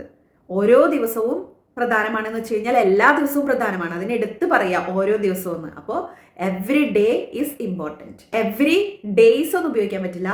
Every day. എല്ലാ കുട്ടികൾക്കും സ്നേഹം ആവശ്യമാണ്, അല്ലെങ്കിൽ ഓരോ കുട്ടിക്കും സ്നേഹം ആവശ്യമാണ് എന്ന് പറയാൻ എവറി ചൈൽഡ് നീഡ്സ് ലവ്. അപ്പോൾ എവറി ചൈൽഡ് എന്ന് പറഞ്ഞു കഴിഞ്ഞാൽ പിന്നെ നീഡ്സ്, കണ്ടോ, എസ് ഫോം ആണ് അവിടെ ഉപയോഗിക്കുന്നത്. സിംഗുലർ പോലെയാണ് ഇതിനെ ട്രീറ്റ് ചെയ്യുന്നത്. Every child needs love. എല്ലാവർക്കും സത്യം അറിയാം. എങ്ങനെ പറയാം? എല്ലാവർക്കും. എവറി വൺ നോസ്, അവിടെ എസ് ഫോം ആണ്. Every one knows the truth. എല്ലാവർക്കും സത്യം അറിയാം. ഓൾ എന്നുള്ളതിനും എവരി എന്നുള്ളതിനുള്ള ഒരു വ്യത്യാസം എന്ന് പറയുന്നത്, ഓൾ എന്ന് പറഞ്ഞാൽ എല്ലാവർക്കും എന്നുള്ളത് പൊതുവെ പറയുന്നതാണ്. പക്ഷെ എവരി എന്ന് പറയുമ്പോൾ ആ എല്ലാവരിലും ഓരോരുത്തർക്കും എന്നുള്ളൊരർത്ഥം കൂടെ എവരിയിൽ പെടും. അപ്പോൾ ഈച്ച് എന്നുള്ളത് അവിടെ വെച്ചാൽ പോരെ എന്ന് നിങ്ങൾ ചിന്തിക്കുന്നുണ്ടാവും. അത് ശരിയാണ്. ഈച്ച് ഡേ ഈസ് ഇമ്പോർട്ടൻ്റ് എന്ന് വെച്ച് കഴിഞ്ഞാൽ ഓരോ ദിവസവും പ്രധാനമാണ് എന്ന് നമ്മളിപ്പോൾ പഠിച്ചു കഴിഞ്ഞു. ഇവിടെ ഈച്ച് എവരി എന്നുള്ളതിൻ്റെ ഒരു വ്യത്യാസം നിങ്ങൾ മനസ്സിലാക്കുക. ഈച്ച് ഡേ ഈസ് ഇമ്പോർട്ടൻ്റ്, ഓരോ ദിവസവും പ്രധാനമാണ്. ഇനി എല്ലാ ദിവസവും പ്രധാനമാണ് എന്നുള്ളതിന് എവറി ഡേ ഈസ് ഇമ്പോർട്ടൻ്റ്, എല്ലാ ദിവസവും പ്രധാനമാണ്. അപ്പോഴും നിങ്ങൾക്ക് ആ വ്യത്യാസം മനസ്സിലാക്കാനായിട്ട് മറ്റൊരു എക്സാമ്പിൾ പറയാം. അതായത് ഈച്ച് എന്നുള്ളത് 1 by 1 ആയിട്ട് ഓരോരുത്തരായിട്ട് പറയാനാണ് ഈച്ച് ഉപയോഗിക്കുന്നത്. എന്നാൽ ഈ എവരി ഉപയോഗിക്കുന്നത് പൊതുവായിട്ട് എല്ലാവരെയും പറയാനായിട്ടാണ് എവരി ഉപയോഗിക്കുന്നത്. ഒരു എക്സാമ്പിൾ കൂടി ശ്രദ്ധിക്കൂ. ടീച്ചർ ഓരോ കുട്ടികളോടും സംസാരിച്ചു. അങ്ങനെ പറയുമ്പോൾ the teacher spoke to each child. ഓരോ കുട്ടിയോടും സംസാരിച്ചു. ഇനി ടീച്ചർ എല്ലാ കുട്ടികളോടും സംസാരിച്ചു എന്ന് പറയാൻ the teacher spoke to every child. അപ്പോൾ ഈ ഈച്ചിനൊപ്പവും എവരിയുടെ ഒപ്പവും സിംഗുലർ നൗൺ ആണ് ഉപയോഗിക്കുന്നത്. പക്ഷെ ഇവിടെ ഉള്ള ഒരു വ്യത്യാസം എന്ന് വെച്ച് കഴിഞ്ഞാൽ ഈച്ച് എന്ന് പറയുന്നത് ഒന്നുകൂടി പ്രത്യേകമായിട്ട് പറയുകയാണ്. അതായത് ഓരോരുത്തരായി വിളിച്ച് ടീച്ചർ സംസാരിച്ചു. ഇനി എവരി ഉപയോഗിക്കുമ്പോഴോ ഓരോരുത്തരോട് സംസാരിച്ചു എന്ന് തന്നെയാണ് അർത്ഥം. എന്നാൽ അതൊരു പൊതുവായിട്ട് നമ്മൾ എല്ലാ കുട്ടികളോടും സംസാരിച്ചു എന്നുള്ള അർത്ഥമേ അവിടെ എവരി വെച്ചാൽ വരുള്ളൂ. ഓരോരുത്തരായിട്ട് 1 by 1 ആയിട്ട് സൂചിപ്പിക്കാനായിട്ട് അവിടെ ഈച്ച് തന്നെ വെക്കണം. അടുത്തത് മോർ. മോർ എന്ന് പറഞ്ഞാൽ എന്താണ് അർത്ഥം? കൂടുതൽ എന്നാണ് അർത്ഥം, അല്ലെങ്കിൽ കൂടി എന്നുള്ള അർത്ഥത്തിലും നമുക്ക് മോർ ഉപയോഗിക്കാം. അപ്പോൾ കൂടുതൽ എന്നുള്ള അർത്ഥത്തിൽ ഉപയോഗിക്കുമ്പോൾ എനിക്ക് കൂടുതൽ സമയം വേണം എന്ന് പറയാൻ ഐ നീഡ് മോർ ടൈം. എനിക്ക് കൂടുതൽ സമയം വേണം. ഐ നീഡ് എനിക്ക് വേണം, മോർ ടൈം കൂടുതൽ സമയം. I need more time. ഇനി ഞാൻ 2 ബുക്ക് കൂടി എടുത്തോട്ടെ എന്ന് പറയാൻ shall I take 2 more books. 2 more 2 കൂടി, 2 ബുക്ക് കൂടി, 2 more books. Shall I take 2 more books. അപ്പം മോർ എന്നുള്ളതിൻ്റെ ആ ഒരു കൂടി എന്നുള്ള അർത്ഥം നിങ്ങൾക്ക് മനസ്സിലായല്ലോ. ഇനി ഇതേപോലെ തന്നെ 1 more, അതുപോലെ some more, any more, little more, അങ്ങനെയൊക്കെ ഉപയോഗിക്കും. അതൊക്കെ എങ്ങനെയാണെന്ന് നോക്കാം. ഒരു ദിവസം കൂടി കാത്തിരിക്കൂ എന്ന് പറയാൻ വെയിറ്റ് 1 more day. വെയിറ്റ് കാത്തിരിക്കൂ 1 more day. ഒരു ദിവസം കൂടി, വെയിറ്റ് 1 more day. എനിക്ക് കുറച്ചുകൂടി സമയം വേണമെന്ന് പറയാൻ I need some more time. I need some more time. Some more കുറച്ചുകൂടി, I need some more time. അല്പം കൂടി എന്നുള്ളതിന് എ ലിറ്റിൽ മോർ എന്നാണ് പറയേണ്ടത്. അപ്പോൾ അല്പം കൂടി ശബ്ദത്തിൽ സംസാരിക്കൂ എന്ന് പറയാൻ speak a little more loudly. Speak സംസാരിക്കൂ, എ ലിറ്റിൽ മോർ അല്പം കൂടി, ലൗഡ്ലി ഉച്ചത്തിൽ. Speak a little more loudly. ഇതുപോലെ ഇനി എന്നുള്ള അർത്ഥത്തിന് എനി മോർ എന്ന് ഉപയോഗിക്കാറുണ്ട്. അതായത് ഇനി കാത്തിരിക്കാൻ ഞാൻ ആഗ്രഹിക്കുന്നില്ല എന്ന് പറയാൻ ഞാൻ ആഗ്രഹിക്കുന്നില്ല, ഐ ഡോണ്ട് വോണ്ട്. എന്തിന്? കാത്തിരിക്കാൻ, ടു വെയിറ്റ്. ഇനി anymore, I don't want to wait anymore. ഇനി കാത്തിരിക്കാൻ ഞാൻ ആഗ്രഹിക്കുന്നില്ല, I don't want to wait anymore. ഇനി ചോദ്യങ്ങൾ വേണ്ട. നമ്മൾ ഈ പത്രക്കാരൊക്കെ ഈ രാഷ്ട്രീയക്കാരുടെ മുന്നിലേക്ക് മൈക്കൊക്കെ പിടിക്കുമ്പോൾ അവർ പറയൂലേ നോ മോർ ക്വസ്റ്റ്യൻസ്. അതിൻ്റെ അർത്ഥം എന്താ? ഇനി ചോദ്യങ്ങൾ വേണ്ട, നോ മോർ ക്വസ്റ്റ്യൻസ്. അപ്പോൾ മോർ എന്നുള്ളതിൻ്റെ അർത്ഥം നിങ്ങൾക്ക് മനസ്സിലായിട്ടുണ്ടാവും എന്ന് വിചാരിക്കുന്നു. അടുത്തത് ബോത്ത്. ബോത്ത് എന്ന് വെച്ച് കഴിഞ്ഞാൽ രണ്ടും. അതായത് ബോത്ത് എന്ന് വെച്ച് കഴിഞ്ഞാൽ എക്സാക്ട്ലി ഒരു നമ്പർ ഉണ്ട്, 2. 2 പ്രതികളും ഹാജരാണ് എന്ന് പറയാൻ both accused R present. Both accused 2 പ്രതികളും ആർ പ്രസന്റ്, പ്രസന്റ് ആണ്. എനിക്ക് ചായയും കാപ്പിയും 2ഉം ഇഷ്ടമാണ് എന്ന് പറയാൻ ഐ ലൈക്ക് ബോത്ത്. എനിക്ക് 2ഉം ഇഷ്ടമാണ്. ഐ ലൈക്ക് ബോത്ത് എന്ന് മാത്രം പറഞ്ഞാൽ മതിയാകും. ഐ ലൈക്ക് ബോത്ത്, എനിക്ക് 2ഉം ഇഷ്ടമാണ്. ഇനി എനിക്ക് ചായയും കാപ്പിയും എനിക്ക് 2ഉം ഇഷ്ടമാണെന്ന് പറയാൻ I like both tea and coffee. I like both tea and coffee. ഇനി ബോത്ത് ഓഫ്. ബോത്ത് ഓഫിന് ശേഷം പ്ലൂരൽ ആണ് ഉപയോഗിക്കേണ്ടത്. അതല്ലെങ്കിൽ ബോത്ത് ഓഫിന് ശേഷം പ്രോനൗൺസിന്റെ ഒബ്ജക്റ്റീവ് ഫോം ഉപയോഗിക്കാം. അപ്പോൾ എക്സാം ശ്രദ്ധിക്കൂ. അവർ 2 പേരും ലോയേഴ്സ് ആണ്. എങ്ങനെ പറയും? അവർ 2 പേരും. അപ്പോൾ both of them. Both of them are lawyers. Both of them are lawyers. 2 ഉത്തരങ്ങളും ശരിയാണ് എന്ന് പറയാൻ ബോത്ത് ഓഫ്. ബോത്ത് ഓഫ് കഴിഞ്ഞ് പിന്നെ പ്ലൂരൽ ആണ് ഉപയോഗിക്കേണ്ടത്. അപ്പോൾ തൊട്ട് മുമ്പ് ദ ഉപയോഗിക്കണം. Both of the answers are correct. Both of the answers 2 ഉത്തരങ്ങളും ആർ കറക്റ്റ്. 2ഉം കറക്റ്റ് ആണ്. 2 ഉത്തരങ്ങളും ശരിയാണ്. Both of the answers are correct. ഞങ്ങൾ 2 പേരും മീറ്റിംഗിൽ പങ്കെടുക്കും. അപ്പോൾ ബോത്ത് ഓഫ് us, ഞങ്ങൾ 2 പേരും will attend the meeting. Both of us will attend the meeting. ഞങ്ങൾ 2 പേരും മീറ്റിംഗിൽ പങ്കെടുക്കും. അപ്പോൾ ഇത്രയും നേരം ഇങ്ങനെ ഓഫ് വെച്ച് ഇങ്ങനെ പഠിച്ചില്ലേ, അത് നമുക്കൊന്ന് ഒരു ചാർട്ടായിട്ട് നോക്കാം. അതായത് ഈ ചാർട്ട് ഒന്ന് നോക്കൂ. അപ്പോൾ ഈ ചാർട്ടിൽ നമുക്ക് ഇങ്ങനെ കാണാൻ പറ്റും അതിനൊക്കെ മീനിങ്, അതുപോലെ ഏത് ഓക്സിലറി വേർബാണ് ഉപയോഗിച്ചിട്ടുള്ളത്, അതുപോലെ പ്ലൂരലാണ് എല്ലാത്തിനും ഒപ്പം ഉപയോഗിച്ചിട്ടുള്ളത്, അതിന് തൊട്ട് മുമ്പ് ദാ ചേർക്കണം, അങ്ങനെയുള്ള കാര്യങ്ങളൊക്കെ ഒന്ന് ശ്രദ്ധിക്കൂ. ഇനി 1 of the students is absent. സ്റ്റുഡൻസിൽ ഒരാൾ ആബ്സെന്റ് ആണ്, വിദ്യാർത്ഥികളിൽ ഒരാൾ ആബ്സെന്റ് ആണ്. Both of the students are absent. വിദ്യാർത്ഥികളിൽ 2 പേർ ആബ്സെന്റ് ആണ്. Each of the students is absent. വിദ്യാർത്ഥികളിൽ ഓരോരുത്തരും ആബ്സെന്റ് ആണ്. Some of the students are absent. വിദ്യാർത്ഥികളിൽ കുറച്ചു പേർ ആബ്സെന്റ് ആണ്. Is any of the students absent. സ്റ്റുഡൻസിൽ ആരെങ്കിലും ആബ്സെന്റ് ആണോ? വിദ്യാർത്ഥികളിൽ ആരെങ്കിലും ആബ്സെന്റ് ആണോ? ഇവിടെ are any of the students absent എന്ന് പറഞ്ഞാലും ശരിയാണ്. സംസാരത്തിൽ അങ്ങനെ വരുമ്പോഴും ശരിയാണെന്ന് തന്നെയാണ് അർത്ഥം. ഗ്രാമാറ്റിക്കലി അതും കറക്റ്റാണ്. Is any of the students absent.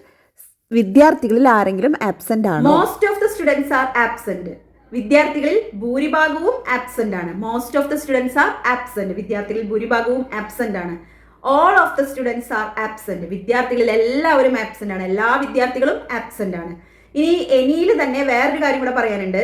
Do you have any problem, അങ്ങനെ പറയുന്നത് കണ്ടിട്ടുണ്ട്. അപ്പോൾ എനി എന്നുള്ളതിനൊപ്പം നമ്മൾ പ്ലൂരൽ മാത്രമേ ഉപയോഗിക്കാൻ പറ്റുള്ളൂ എന്ന് നമ്മൾ പറഞ്ഞിട്ടുണ്ടായിരുന്നു.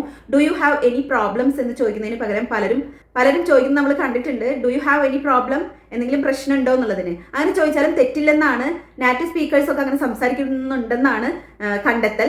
അപ്പോൾ എനി പ്രോബ്ലം എന്ന് പറയുന്നത് കൊണ്ട് തെറ്റില്ല. അടുത്തത് ഓവർ.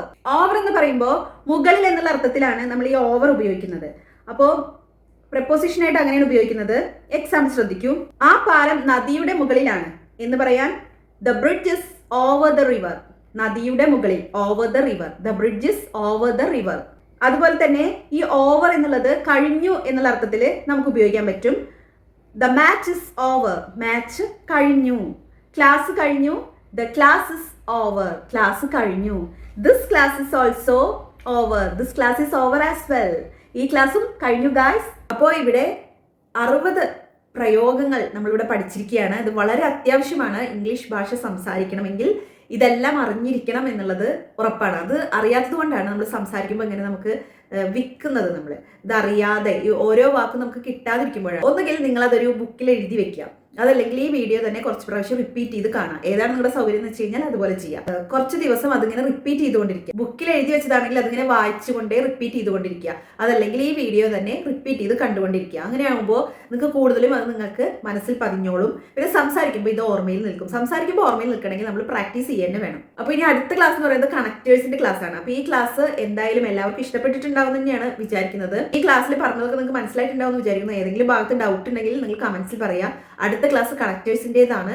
ഈ കണക്റ്റേഴ്സ് കൂടെ പഠിച്ചു കഴിഞ്ഞാൽ പിന്നെ നിങ്ങൾക്ക് ഞാൻ പറഞ്ഞതുപോലെ പ്രാക്ടീസ് ചെയ്യാം. അത് എങ്ങനെയൊക്കെ പ്രാക്ടീസ് ചെയ്യണം എന്നുള്ളത് ഈ 4 ക്ലാസ്സും കഴിഞ്ഞതിന് ശേഷം ഞാൻ പറയാം. അപ്പോൾ ഇന്നത്തെ ക്ലാസ് എല്ലാവർക്കും ഇഷ്ടപ്പെട്ടിട്ടുണ്ടാവും എന്ന് വിചാരിക്കും. നിങ്ങളുടെ വിലയേറിയ അഭിപ്രായങ്ങൾ എന്നെ അറിയിക്കണം. എങ്കിൽ മാത്രമേ എനിക്ക് മനസ്സിലാവുള്ളൂ നിങ്ങൾക്ക് ഇത് എത്രമാത്രം ഈ ക്ലാസ് ഉപകാരപ്പെട്ടിട്ടുണ്ടാവുമെന്ന്. ഓക്കെ, അപ്പോൾ ലോങ് വീഡിയോ ആണ്. നിങ്ങളുടെ വിലപ്പെട്ട സമയമാണ് ഞാൻ എടുത്തിട്ടുള്ളത്. അത് നിങ്ങൾക്ക് ഉപകാരപ്പെട്ടിട്ടുണ്ടാവും തന്നെയാണ് എൻ്റെ ഒരു വിശ്വാസം. Okay, thanks for watching.